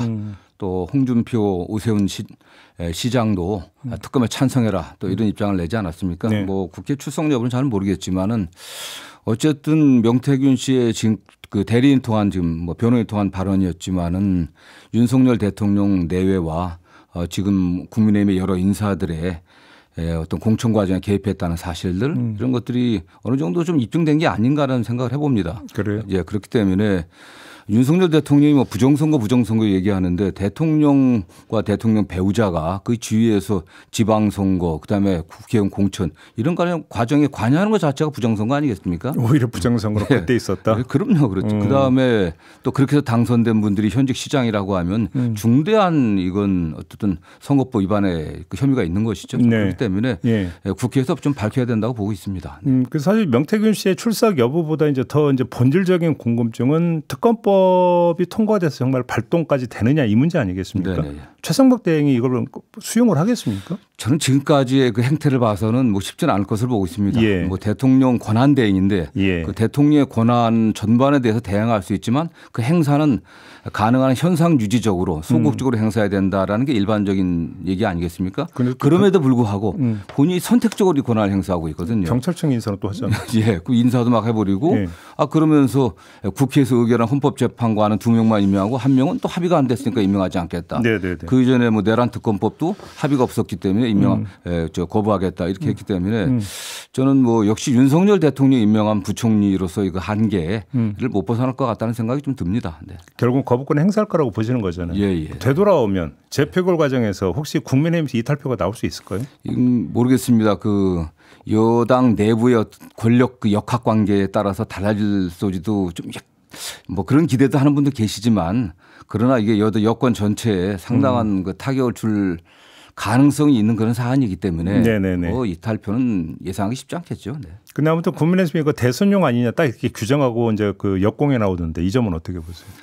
그쪽은 다 그렇게 얘기하는 거 아니겠습니까? 지금 네. 그쪽도 조기 대선을 염두에 두고 있는 거 아니겠습니까? 그렇다고 하면 여당의 유력 주자들이 지금 관여돼 있다고 하니까 그렇게 나올 수밖에 없는 거고요. 다만 현직 대통령이 지금 내란 혐의로 불법 비상계엄으로 지금 구속돼 갖고 탄핵 심리 중에 있지 않습니까? 네. 그분이 여기에까지 관여돼 있다고 하는 건 정말 중대한 이건 국헌문란 사안이죠. 대통령께서 그 지위에서 여당의 공천에 관여하고 그걸 좌지우지하고 또 거기에 따라서 또 불법적인 여론조사가 있었고 그걸 통해서 후보자가 되고 당선되었다. 네. 심각한 문제 아니겠습니까? 이건 그러면 부정선거 음모론에 대한 맞불 성격도 띠고 있다 이렇게 정리하면 되겠네요. 그렇죠. 네. 그렇게 보면 되는 거죠. 네. 알겠습니다. 이재명 대표가 오늘 김경수 전 경남지사 만나잖아요. 어떤 이야기가 좀 오갈 거라고 전망을 하십니까? 특별히 주제가 있겠습니까? 오랜만에 지난번에 국회 한번 오셔갖고 만났긴 했거든요. 그렇지만은 이분은 같이 식사를 하면서 폭넓은 의견을 표현하겠죠. 특히 가장 중요한 게 현재가 지금 대통령이 불법 계엄을 선포해갖고 국격을 떨어뜨리고 나라를 갖다 혼란스럽게 만들었는데 오히려 그걸 옹호하고 정당화하는 그런 지금 움직임들이 보이고 있지 않습니까? 그렇기 때문에 오히려 내 야당이 무슨 탄핵을 통해 갖고서 내란을 획책했다고 하는 그런 음모론, 그런 공작설까지 지금 여당이 되고 있는데 여기에 대항하는 게 가장 큰 문제 아니겠습니까? 가장 큰 현안은 윤석열 대통령에 대한 신속한 탄핵이기 때문에 그런 부분에서 민주당이나 우리 민주개혁 세력이 또 헌정 수호 세력이 연대하고 단합해야 되지 않겠냐 이런 의견들을 일단 가질 것이고 또 그러기 위해서 구체적으로 또 어떤 분들과 어떻게 해야 될지 이런 것들을 논의할 것으로 생각합니다. 이재명 대표가 어떤 말을 했냐면 역할을 만들어드리고 협력할 것을 할 것이다 이런 요새 발언을 했어요. 자, 네. 역할을 드리겠다. 네네. 만약에 의원님이 이재명 대표에게 만약에 그 조언이나 이런 거 한다면 네네. 김경수 그러니까 전 지사에게 이런 역할을 줬으면 좋겠다. 혹시 뭐 아이디어 이런 게 있으실까요?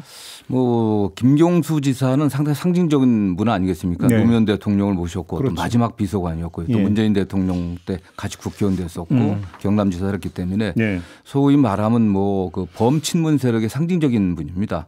친노 친문의 적자라는 뭐 표현까지 있는데 그렇기 때문에 당 지금 현재와 같은 그 헌정 우리 헌법 질서를 수호하겠다는 민주당과 이 지금 이를 부인하고 있는 불법 계엄 내란을 동조하는 세력과 이거 어떤 대결 구도 아니겠습니까? 네네네. 그래서 이 뭐 헌정 수호 세력들을 이분들을 함께 모으는데 당 안팎에서 다 통합시키는데 좀 역할을 할 필요가 있지 않겠나 그런 뭐 저는 그런 기구들이 좀 있었으면 좋겠습니다. 기구. 네네. 그럼 기구 명칭이 뭐가 어느 정도가 될까요? 모르겠습니다. 어쨌든 지금 그 이 대표께서도 헌정수호연대인가 그런 뭐 말씀을 비슷한 말씀하셨던 것 같은데 네. 그런 형태의 정치권과 또는 뭐 시민사회와 같이 묶을 수 있는 그런 모임들이 좀 만들어져야 되지 않겠나. 왜냐 지금 여권이 윤석열 대통령이 이 불법 그 비상계엄을 갖다 옹호하고 오히려 그 책임을 갖다 야당에 뒤집어 씌우려고 하는 정책들을 굉장히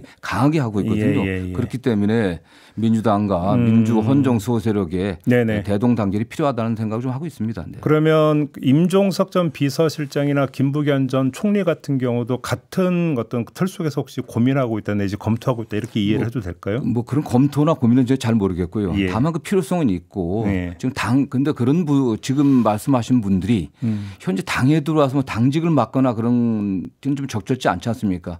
만약 조기 대선 국면이 만들어진다고 하면 거기서 역할을 하겠지만 지금 그 전 단계니까 지금은 윤석열 대통령 탄핵이 시급하고 국정안정이 시급하지 않습니까? 그렇기 때문에 그 안에서 역할을 찾는다고 하면은 조금 전에 말씀드린 우리 헌법 질서를 수호하기 위한 우리 민주개혁 세력의 어떤 통합 여기에 역할이 좀 있어야 되지 않겠나는 생각을 합니다. 그럼 오늘 그 이재명 대표와 김경수 전 지사의 만남에서 이 얘기가 좀 구체적으로 오갈 수도 있겠네요. 뭐 다양한 형태의 말씀이 있겠죠. 뭐. 그래요? 지난주에 고민정 의원이 저희 인터뷰 나와가지고 발언을 해가지고 상당히 지금 그 파문과 논란이 컸었거든요. 혹시 네네. 뉴스 보셨습니까, 의원님? 예. 어떻게 평가하십니까? 저는 뭐 또 할 수도 있다고 저는 생각합니다. 저는 그래서 그런 말을 뭐 당에 다양한 이야기들 할 수 있는 거고 다만 뭐 어떤 그 현상을 보더라도 그에 대한 좀 평가는 좀 다를 수 있는데.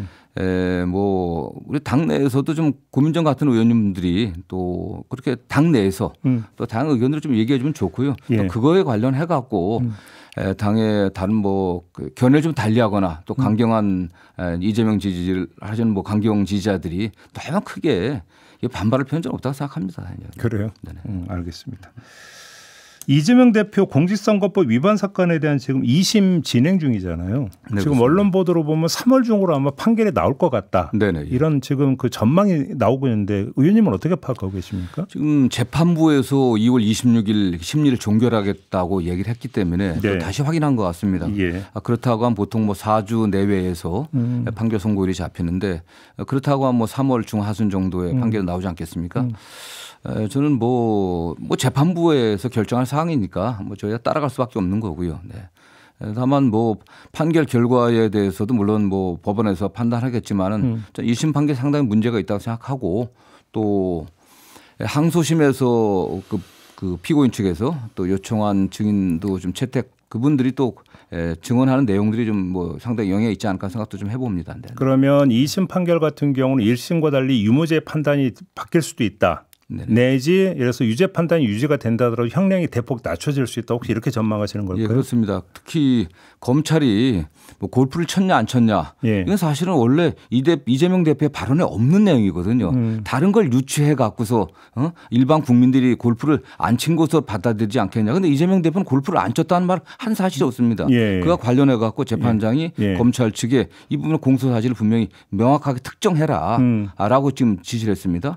그렇기 때문에 저는 그거는 뭐 발언하지 않은 내용을 갖다 유추해 갖고서 판결을 한 거기 때문에 저는 뭐 충분히 다른 판단도 가능하다고 저는 생각합니다. 네.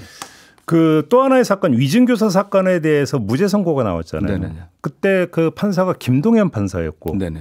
내란 과정에서 윤석열 대통령이 직접 지시인지 뭔지는 아직 구체적으로 확인 안 됐습니다만 네네. 체포 대상에 김동현 판사도 들어가 있었다라는 거 아니겠습니까? 네네. 예. 자, 그러면 지금 현직 판사들 그걸 다 뉴스를 봤을 거 아닙니까? 그렇죠. 네. 어떤 영향을 미칠까요, 이게? 전 모르겠습니다. 다만 그 김동현 판사뿐만 아니라 네.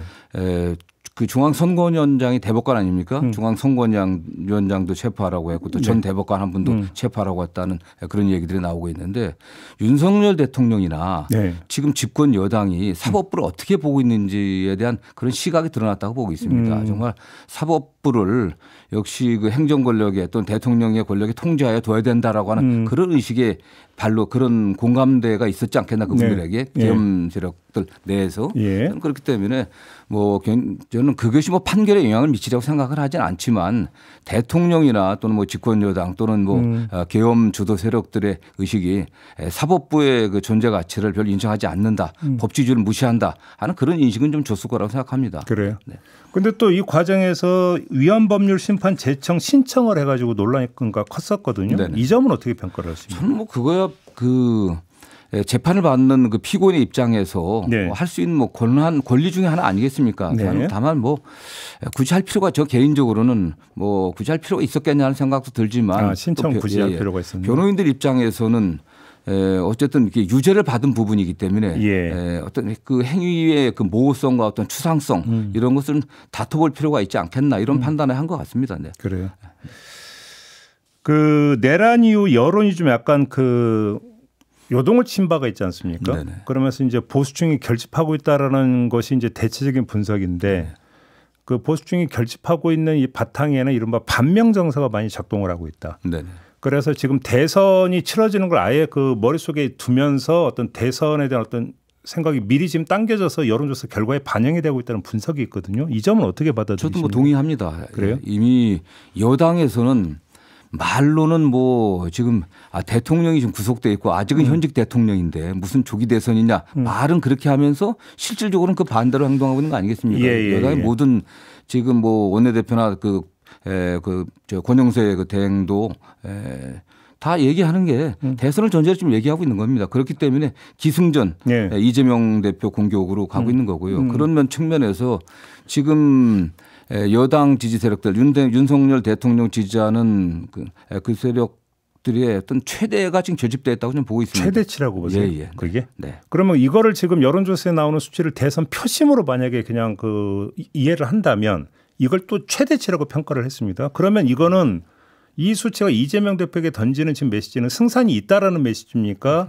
저는 뭐 지금 아니라는 메시지입니까? 대선 결과를 예측하긴 쉽지 않지만 다만 그래도 우리 국민들의 상당 부분이 합리적이고 똥과하신 분들이 많이 있습니다. 소위 말하는 중도층이라고 하시는 분들이 계시기 때문에 그분들이 이 전체 상황들을 보면서 합리적으로 역시 판단할 게 아닌가.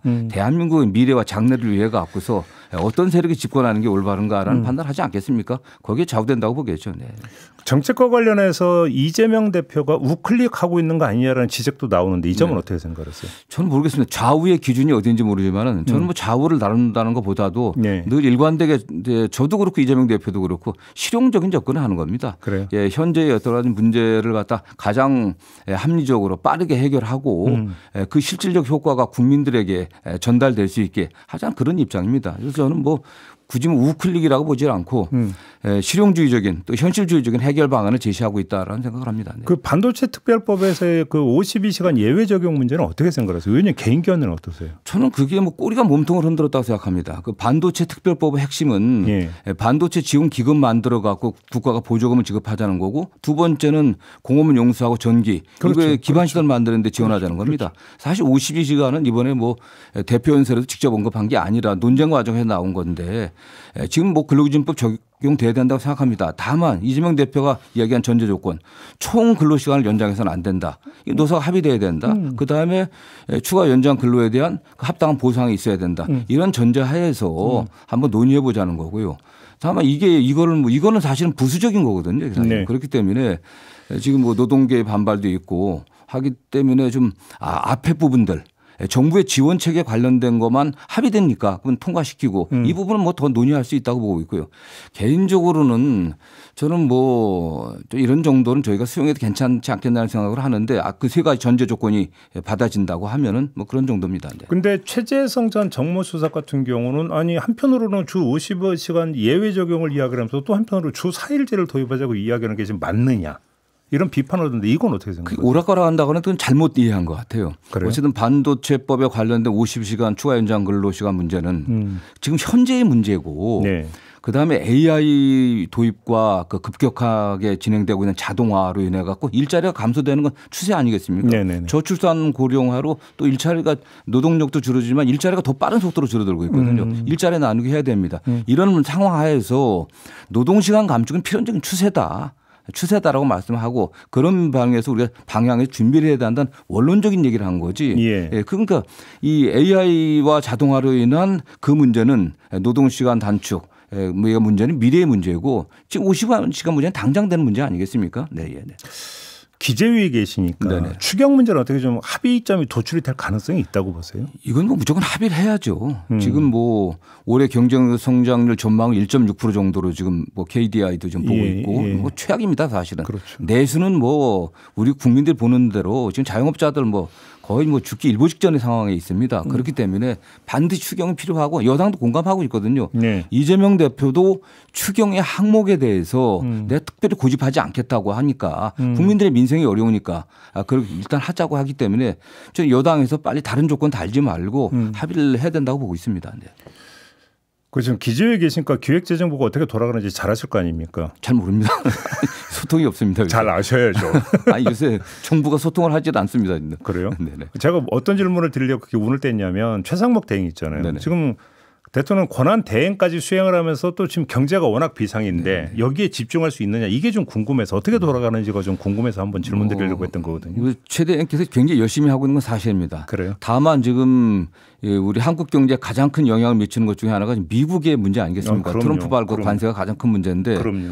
지금 민주적 정당성과 정통성을 갖고 있는 대통령이 사실상 부재한 상태 아니겠습니까? 그렇죠. 그렇기 때문에 이 국정의 불안정성, 불확실성을 빨리 제거하는 거거든요. 저는 최상목 대행도 헌재 탄핵이 빨리 종료될 수 있는데 협조하는 게 가장 중요하고요. 네, 저는 그렇게 된다. 그렇게 해갖고 트럼프 대통령의 지금 장기가 그 정상 간 그 담판 아니겠습니까? 최고 지도자 간 담판이거든요. 근데 우리 지금 대한민국은 사실상 최고 지도자가 없기 때문에 이 상황 만들고 그때까지 시간을 최대한 끈 상태에서 저는 빨리 또 새로운 정부의 지도자가 나와서 대화를 해야 된다고 보고 있습니다. 네. 그렇죠. 네.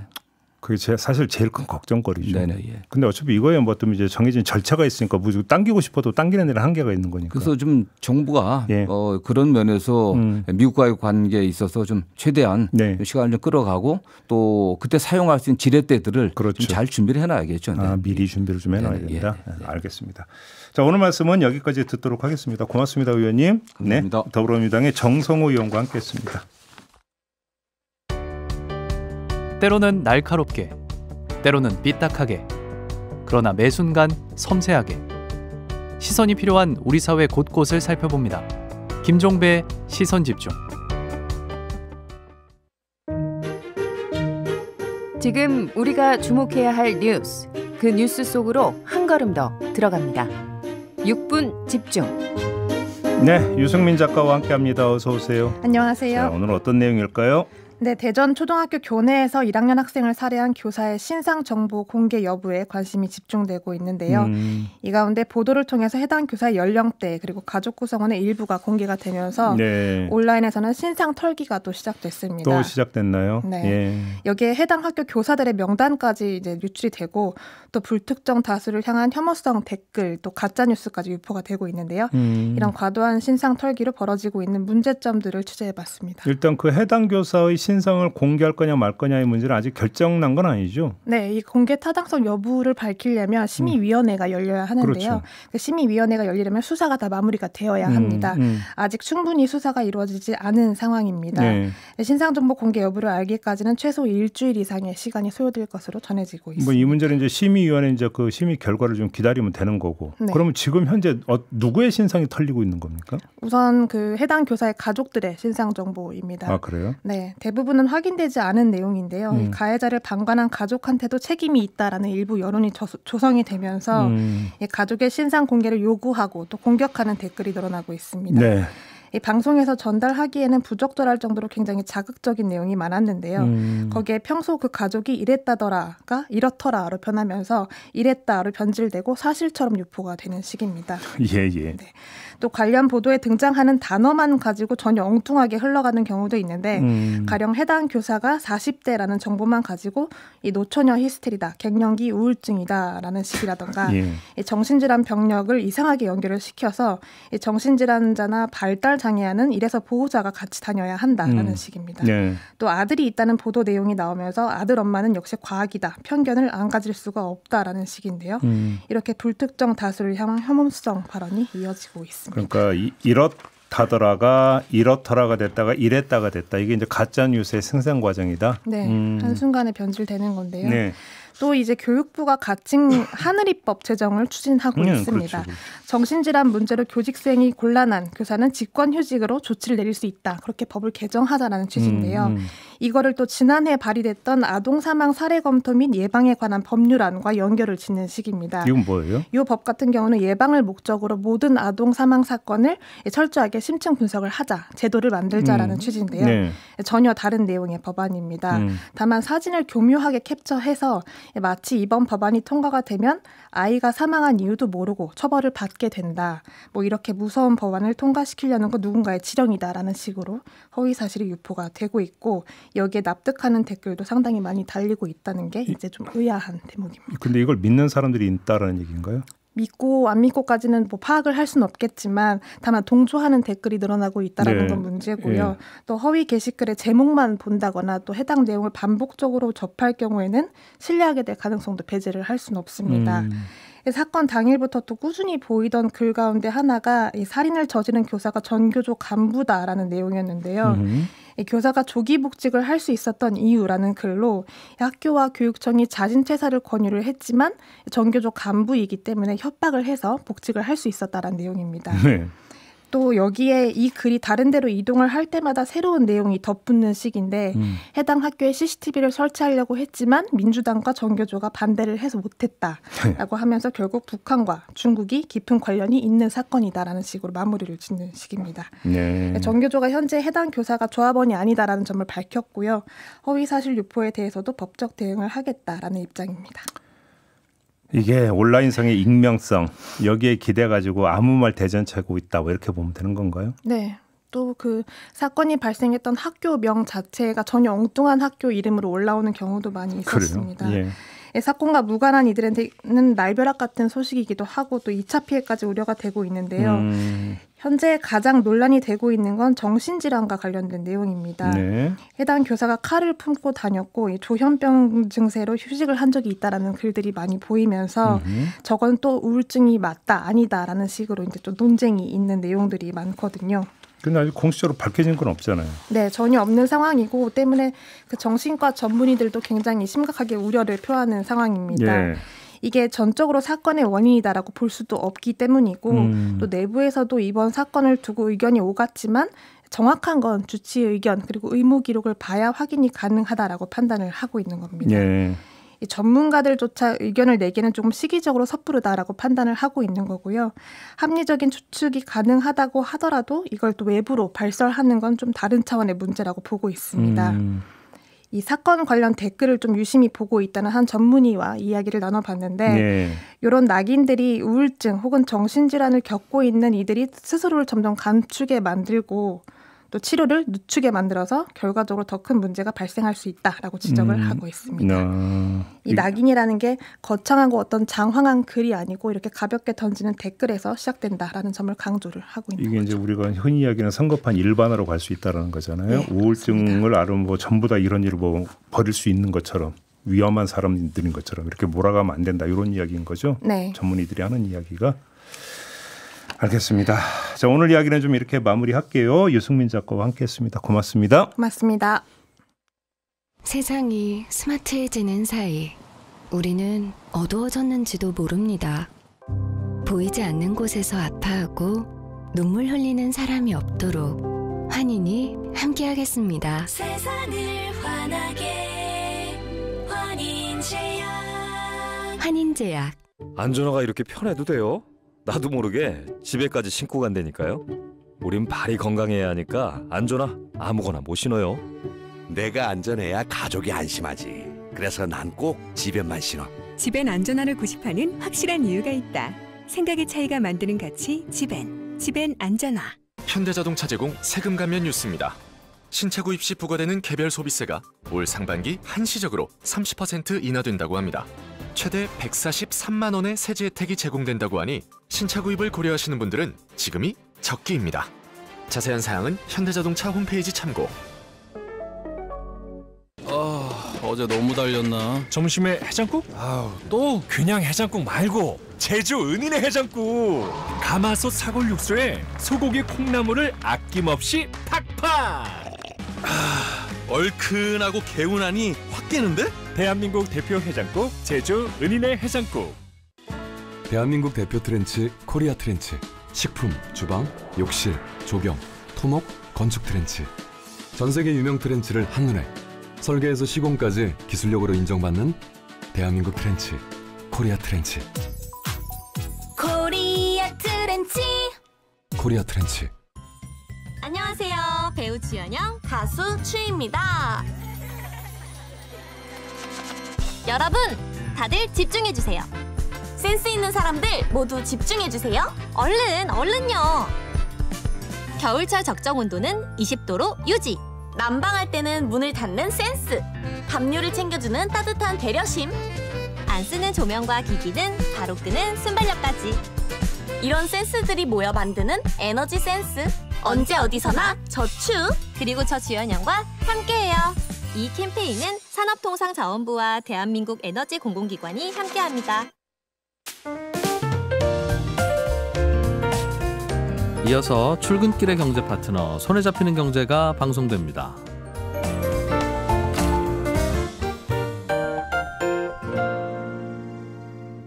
네, 김종배의 시선집중 본방보도 마무리하고 유튜브 연장방송으로 이어갑니다. 고맙습니다.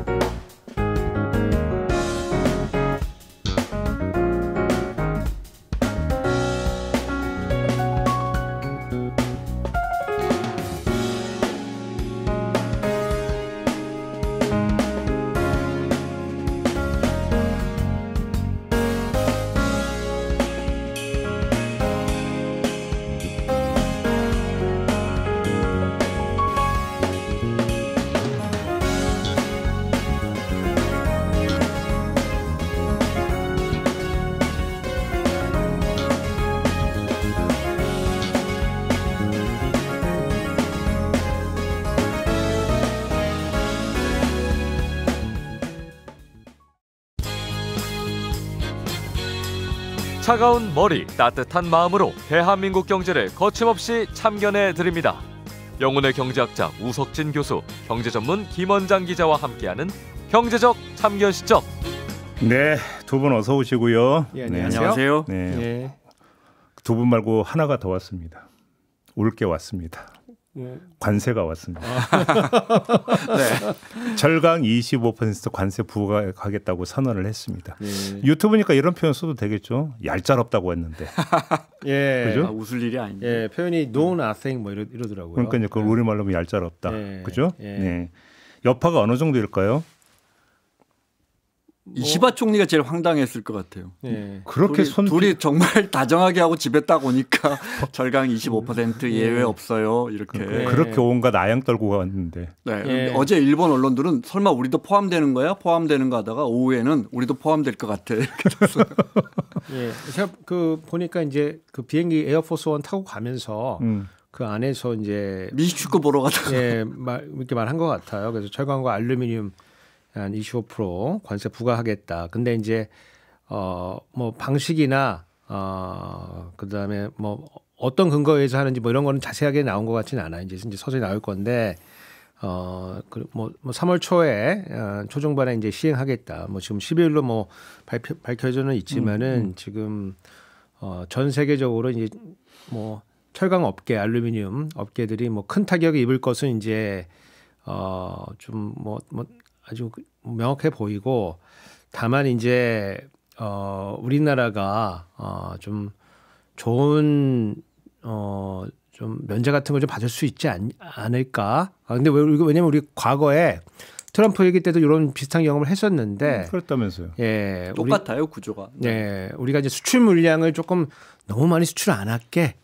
그렇게 해가지고 이제 쿼터제를 받아냈거든요. 그래서 한 263만 톤까지 해가지고 관세가 이제 없는 이제 이런 물량 할당을 받았는데, 지금 이게 이제 포함이 되면 이제 관세, 추가적인 관세에 포함이 되면 우리나라로서는 타격이 이제 불가피하다, 이제 이렇게 보여지죠 지금. 예. 지금 뭐 영국, EU, 캐나다, 뭐 호주는 또 빼준다는 말 좀 있고요. 네, 그러니까 예를 들어 우리는 이번엔 완전 예외가 없을까? 뭐 호주는 빼줄까? 하여튼 지금까지 트럼프 대통령의 문법을 보면 뭐 어떤 것도 예측할 수 없고 바로 그 다음 날 바꿀 수 있다. 이렇게 이거는 이제 말씀하신 것처럼 2018년도 일개 행정부 때도 똑같이 했다가 우리는 그때 한미 FTA 재협상도 있고 그래서 이거 좀 빼줘. 그럼 너희 물량 줄여. 우리 400만 톤, 500만 톤 하다가 263만 톤 쿼터 우리 딱 이것만 할게 대신 무관세를 해줘.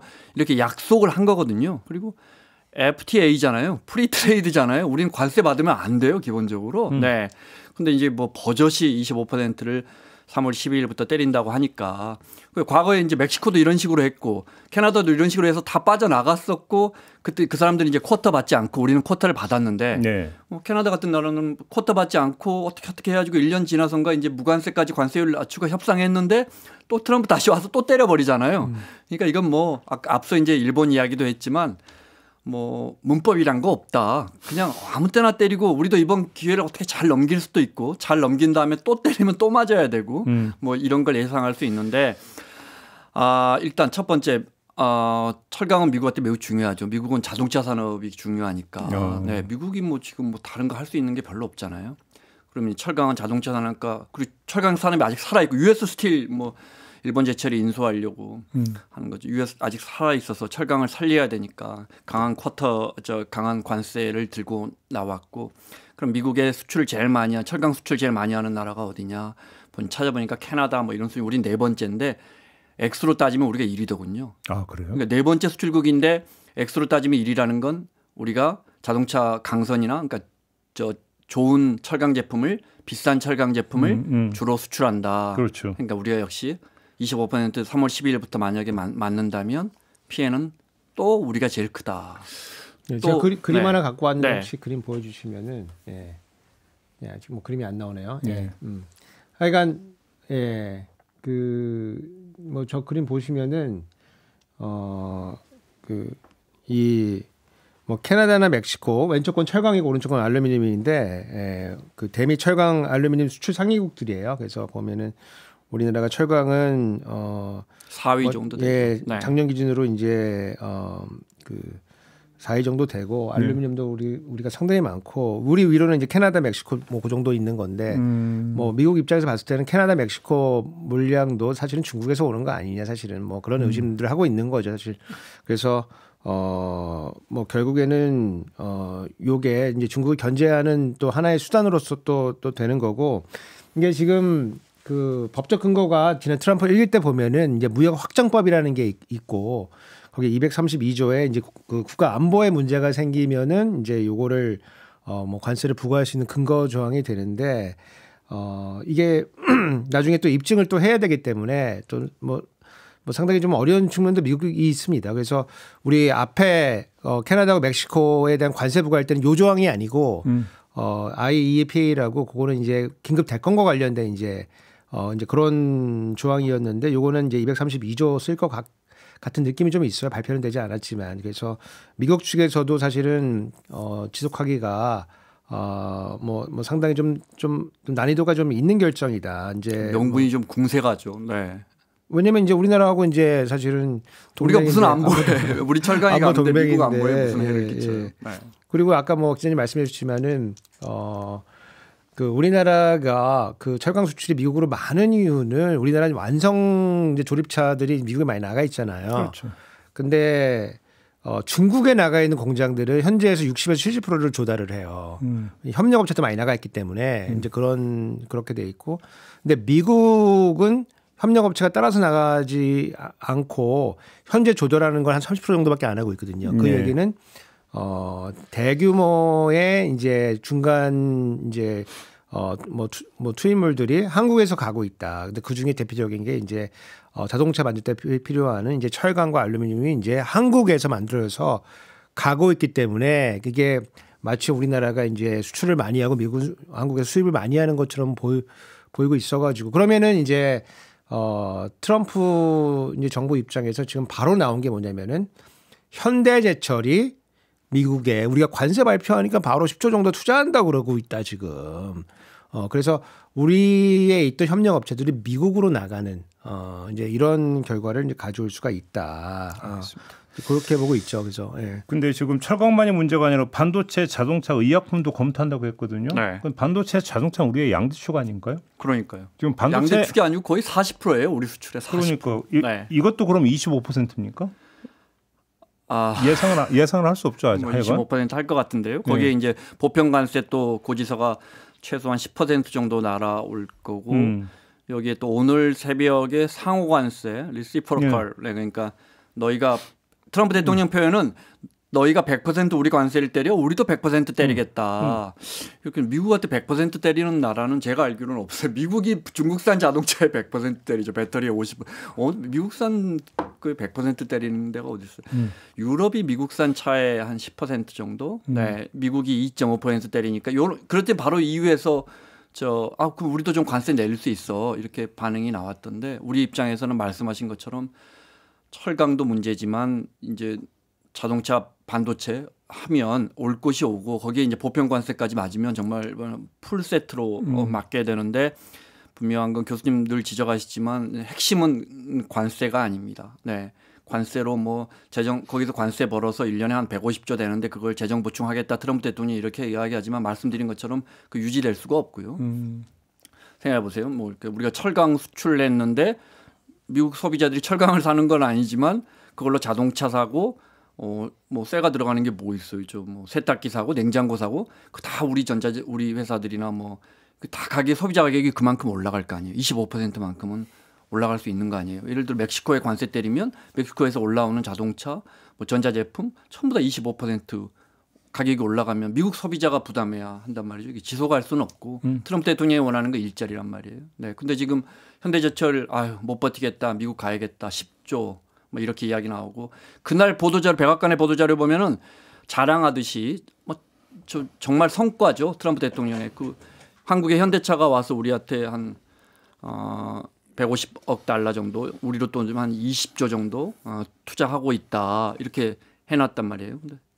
근데 트럼프 대통령이 좋은 일자리를 흡수할수록 우리는 일자리를 뺏길 수밖에 없고 전 세계에서 가장 많이 뺏기고 있는 나라다. 이 부분이 핵심이고 20조는 공교롭게 우리 지금 추경 20조 이야기하잖아요. 그러니까 얼마나 큰 돈이에요. 만약에 그 투자가 우리 뭐 창원이나 전주나 원주나 이런데 그 도시 하나가 살아버릴 거예요, 진짜. 지금 같은 때.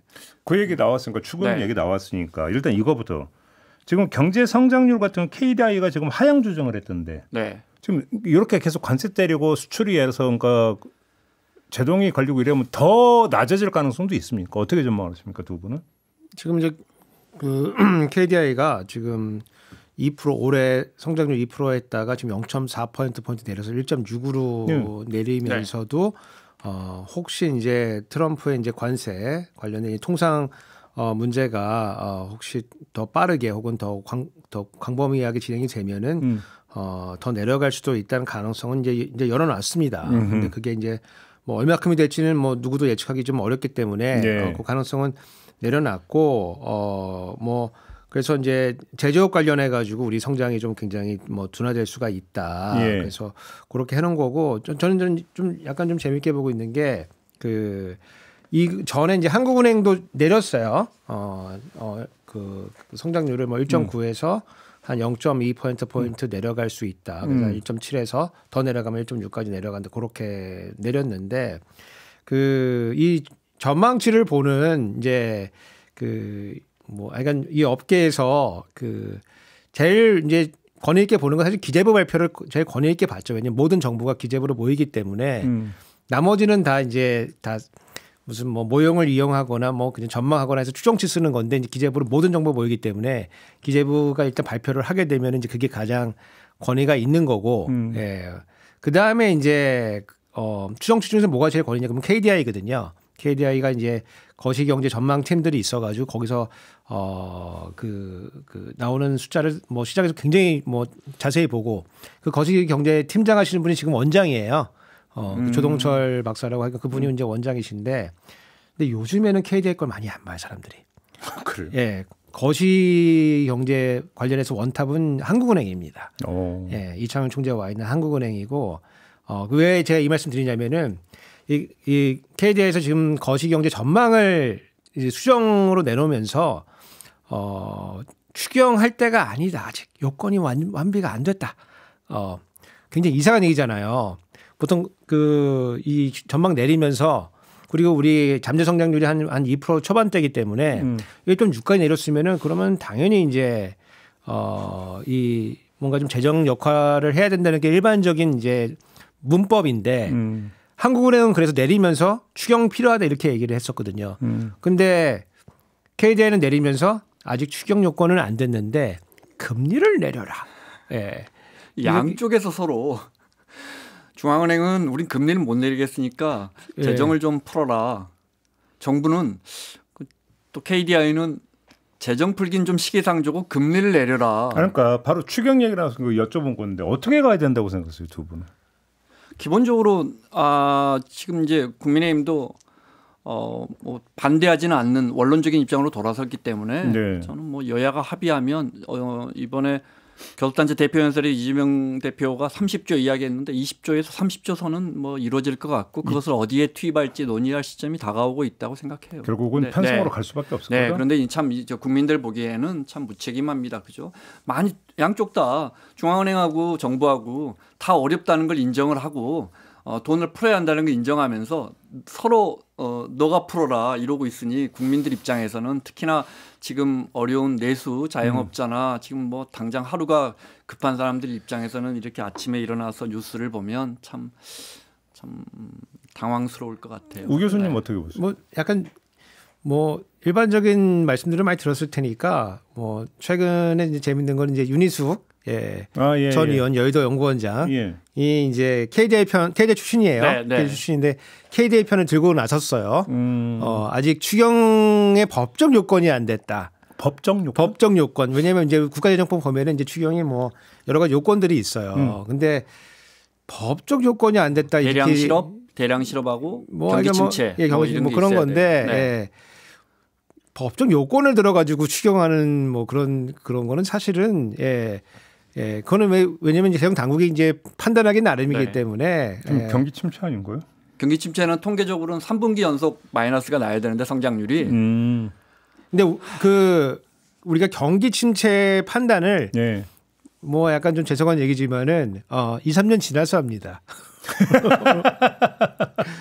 예. 그럼 법적 요건이라는 게 아무 의미가 없는 그리고 거죠. 우리나라 같은 경우는 이제 그동안 쭉 성장해왔던 나라이기 때문에 예. 이제 미국식의 예컨대 뭐 2분기 이상 마이너스 성장하게 되면은 이제 경기 침체로 들어간 걸로 본다 이런 정의가 맞지를 않아요. 그래서 추세보다 위에 있냐 아래에 있냐 이런 거를 지금은 판단할 수가 없고 2, 3년 지난 다음에 통계청에서 그때가 경기 고점이고 이게 저점이다. 요거를 이제 판정해서 주는데 여하튼 뭐 여의도 연구원장인 이제 윤희숙 이제 전 의원이 지금 아직 추경할 때가 아니다라는 입장을 들고 나왔기 때문에 상당히 조금 묘하다.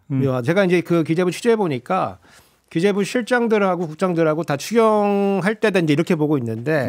그래요? 예, 그렇게 실무진들은 그렇게 보고 있는데 그리고 불가피하지 않냐 이렇게 보고 있는데 지금 뭐 권한 대행이 뭐 아직 결정 못 하고 있는 것 같다. 그리고 아까 이제 기자님 이제 뭐 20조 그리고 이재명 대표도 뭐 30조 이런 얘기를 했는데 좀 어려운 지점이 권한 대행이 그 정도의 큰 규모의 추경을 결정할 수 있는 권한이 있는 거냐.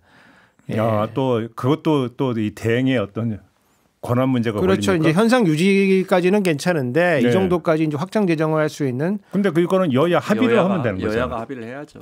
여야 근데 어차피 편성은 기재부가 해줘야 되는 거기 때문에 네. 이건 더 명확하고 이거 무슨 그 헌법재판과 뭐 임명한 거는 다른 게 권한쟁의가 아니라 권한은 기재부 장관한테 있기 때문에 이거는 합의를 한다 그래도 버티면은 이제 안 되는 건데 그래서 저는 이제 어떻게 주장하냐면은 작은 규모로라도 빠르게 하는 속도가 관건이다. 그리고 좀 조심스럽지만은 조기 대선이 가시화되고 있기 때문에 새로운 정부가 들어서면은 추경은 불가피합니다. 어차피 대규모 추경은 불가피합니다. 어차피 그래서 큰 것들은 조금 그때로 미뤄도 응급수율이라도 해라. 빠르게 합의 볼 수 있는 거 중심으로 해서 10조 내로 합의 보면은 그러면은 10조 내외로 이창용 총재가 20조 얘기했나요? 네, 20조에 15조에서 20조 정도 얘기를 했는데 지금 그 작년에도 세수 결손이 3조 났거든요. 제가 또 제일 처음 또 세수 결손 낸다고 제가 우리가 그러고 다녔는데 올해도 세수 결손이 한 20조 날 겁니다. 아마. 얼마? 20조 정도. 20조? 예. 제가 거의 안 틀리는데 하여간 그렇게 날 겁니다 지금. 네. 그러면 뭘 해야 되냐면은 세입 경정이라는 걸 해야 돼요. 세입 경정. 그러니까 왜냐면 돈이 들어온다고 그랬는데 그래서 돈 쓸 거를 다 해놨는데 돈이 안 들어오잖아요. 네. 그럼 추가적으로 돈을 마련을 해야 되는 거거든요. 네. 그러면 기본적으로 20조 가까이 세입 경정을 깔고 가면은 지출 10조 하면 30조 금방 나오죠. 그렇죠. 예, 30조 금방 나오죠. 그래서 예, 그래서 뭐 30조가 뭐 너무 이상한 숫자는 아닌데 어제 서울경제에서 기재부랑 같이 시뮬레이션 했다는데 기재부하고 어디하고 시뮬레이션 했다는데 20조 원 정도 더 풀면 성장률이 올해 성장률이 0.39 정도 우리가 지금 0.4 정도 그러니까 작년 말 전망치보다 지금 0.4 정도 떨어져서 2.0 성장해서 1.6 성장으로 가고 있고 거의 그냥 뭐 다음 발표할 때마다 뭐 0.1, 0.2씩 떨어져요. 한 두 달 있다 발표하면 또 계속 이렇게 떨어지고 있거든요. 모든 추세가 수출부터 내수, 소매, 판매 모든 뭐 고용 다 떨어지고 있는데 그 0.39 정도 올라간다 그러니까 0.4 올라간다고 치면 딱 그 떨어진 걸 만회할 수 있는 게 한 서울경제 보도에 따르면 한 20조 원 정도예요. 네. 알겠습니다. 아무튼 분위기는 추경 쪽으로 일단 잡히긴 잡혔네요. 네. 그게 뭐 지금 정리해도 되겠네요. KDI하고 여의도 연구소 빼고서는 지금 다 추경으로 지금 몰아가고 있는 분위기인데 그래서 저는 어저께인가 그저께인가 발표 보면서 뭐 하는 플레이지? 저도 교수님과 똑같은 생각했어요. 그럼 왜 이런 자료를 왜 내지? 환자가 많이 아픕니다. 네. 상태가 많이 안 좋아지고 있는 게 추세적으로 보입니다.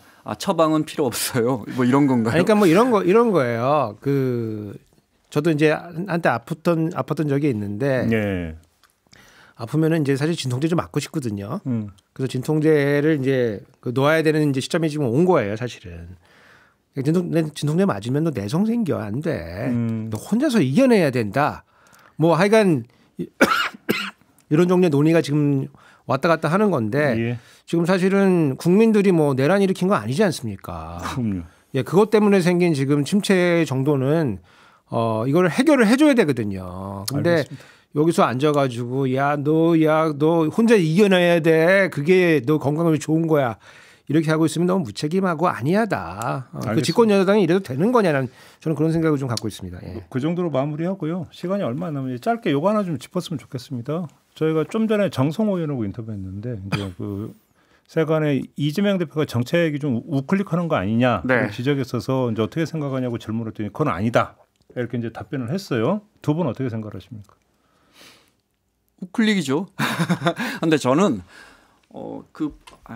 저도 기자지만 그 우클릭 좌클릭 계속 하는 거 정치가 보면 뭐부터 설명을 드려야 되죠. 그러니까 예를 들어 오세훈 시장이 뭐 디딤돌 소득이다 해서 늘 매년 하는 거 있어요. 그냥 소득 안 좋으면 돈 현금 줘요. 서울시 예를 들어 서울시에 무주택자 있잖아요. 아이 낳으면 매월 30만 원 줍니다. 2년 동안 720만 원 줍니다. 조건 없습니다. 7억 미만의 전세만 살면 다 줍니다. 아이라면. 네, 그럼 오세훈 좌클릭 그렇게 보기는 힘들죠. 이런 그렇게 따지면은 정말 그런 기사를 쓰는 기자는 나는 정책을 모르고 네이버만 보는 사람입니다라고 고백하는 겁니다. 정치라는 게 왔다 갔다 하는 것이고 그렇게 따지면 뭐 노무현 대통령, 김대중 대통령, 박근혜 대통령 정책이 뭐 다 왼쪽 정책, 오른쪽 정책이 있죠. 우리나라 재정에서 가장 큰 덩어리로 나가는 돈이 기초연금입니다. 그 아시잖아요. 노인분들에게 그냥 어르신들 하위 70% 해가지고 뚝 떼어주는데 시작할 때 8조인가 12조였는데 올해 재정에서 24조 씁니다. 기초. 그 누가 박근혜 대통령 박근혜 정부에서 했던 거죠. 완전 좌클릭? 지금 같았으면 뭐 박근혜 대통령 화교다 뭐 이런 이야기 나왔겠네요. 그러니까 우클릭이라는 개념 자체가 성립이 안 된다 이 말씀이신 거잖아. 정책에서 오히려 우리가 지적해야 할 한 부분은 왜 진보 진영 정치인이 보수 진영 국민들 생각하지 않고 항상 진보만 고집하느냐 이런 걸 지적해야 오히려? 하는 게 아닌가. 우 교수님 어떻게 생각하세요? 그러니까 그 지난 뭐 며칠 전 대표 연설에서 보면 이제 성장을 굉장히 강조를 하고 뭐 실용지 이제 먹사내짐에 이어서 이제 잘사니 이제 뭐 흑묘 백묘론 이런 게 나와서 이렇게 쭉 이렇게 들어보면은 뭔가 좀 일관된 철학이 있어가지고 뭔가 이론에서부터 철학에서부터 이제 정책까지 이렇게 일관된 하나의 공정에 있어 보이지는 않아요. 사실은 이게 왜 일관되게 실용주의. 예, 뭐 되는 거 이제 다 하겠다는 건데 저는 이제 그것보다도 이게 나올 수 있는 지금 정치 지형이 어떻게 되고 있느냐 이런 데 조금 더 관심이 있거든요. 예. 왜냐하면 정책이 좋은 게 있어도 사실 얘기가 좀 어려운데 지금 민주당은 지금 그 전선에서 지금 원래 후방에 원래 이제 민노당 이런 데가 민노당 계열 정당이 있으면은 이렇게는 사실 못 나오거든요. 사실은 이렇게까지 중원으로 진출 못 하는데 지금 이제 후방에 적이 없다. 그래서 지금 그 조기 대선은 이제 아마 뭐 말씀은 안 하시지만은 아마 생각하고 중원으로 이제 마음껏 나오는 중이다. 중원으로 만약에 그 뭐 조국혁신당 이런 데가 약간 좀 민노당 같은 계열이다 그랬으면은 당장 뭐 52시간 얘기했다 그러면은 뭐 변절했다 그러면서 뭐 엄청 때리기 시작했을 거예요. 근데 이제 약간 뒤로 미루는 척하면서 중원으로 이렇게 좀 가볍게 나갈 수 있는 이제 이런 환경이 돼서 정책을 발표할 수 있는 거기다가 이제 그 기초연금 이런 거는 뭐 거의 뒤로 이제 밀렸고 그다음에 민생회복지원금 이런 것도 좀 안 해도 된다.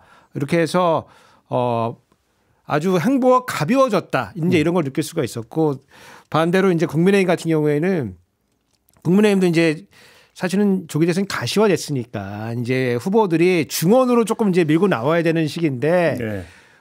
가운데로 못 나오고 계속 오른쪽으로 끌려간다. 오른쪽으로 맨 오른쪽으로 끌려가고 있어가지고 지금 이 정책을 내놓는 입장에서도 뭐 아까 그 박근혜 그 대통령 얘기도 해주셨지만은 그때 뭐 그 가운데로만 무지하게 밀고 들어온 거거든요. 뭐 들고 들어와가지고 경제민주화 얘기하고 예, 국민이 뭐 잘 사는 나라 뭐 이런 거 행복한 나라 이런 거 하면서 김종인 대표 하시는 일이 그거잖아요. 이쪽 진영에 가서는 오른쪽으로, 이쪽 진영에 가서는 왼쪽으로. 그거 해서 9번이나 성공하신 분이잖아요. 그래서 이제 가운데로 이제 밀고 들어와야 되는 이제 그런 기조가 만들어져야 되는데 지금 한껏 지금 오른쪽으로 했기 때문에 가운데 공간이 지금 엄청 넓어져 있다. 그런 의미에서 민주당의 이 가벼운 행보는 뭐 조금 좀 행보가 생각보다 되게 가볍다.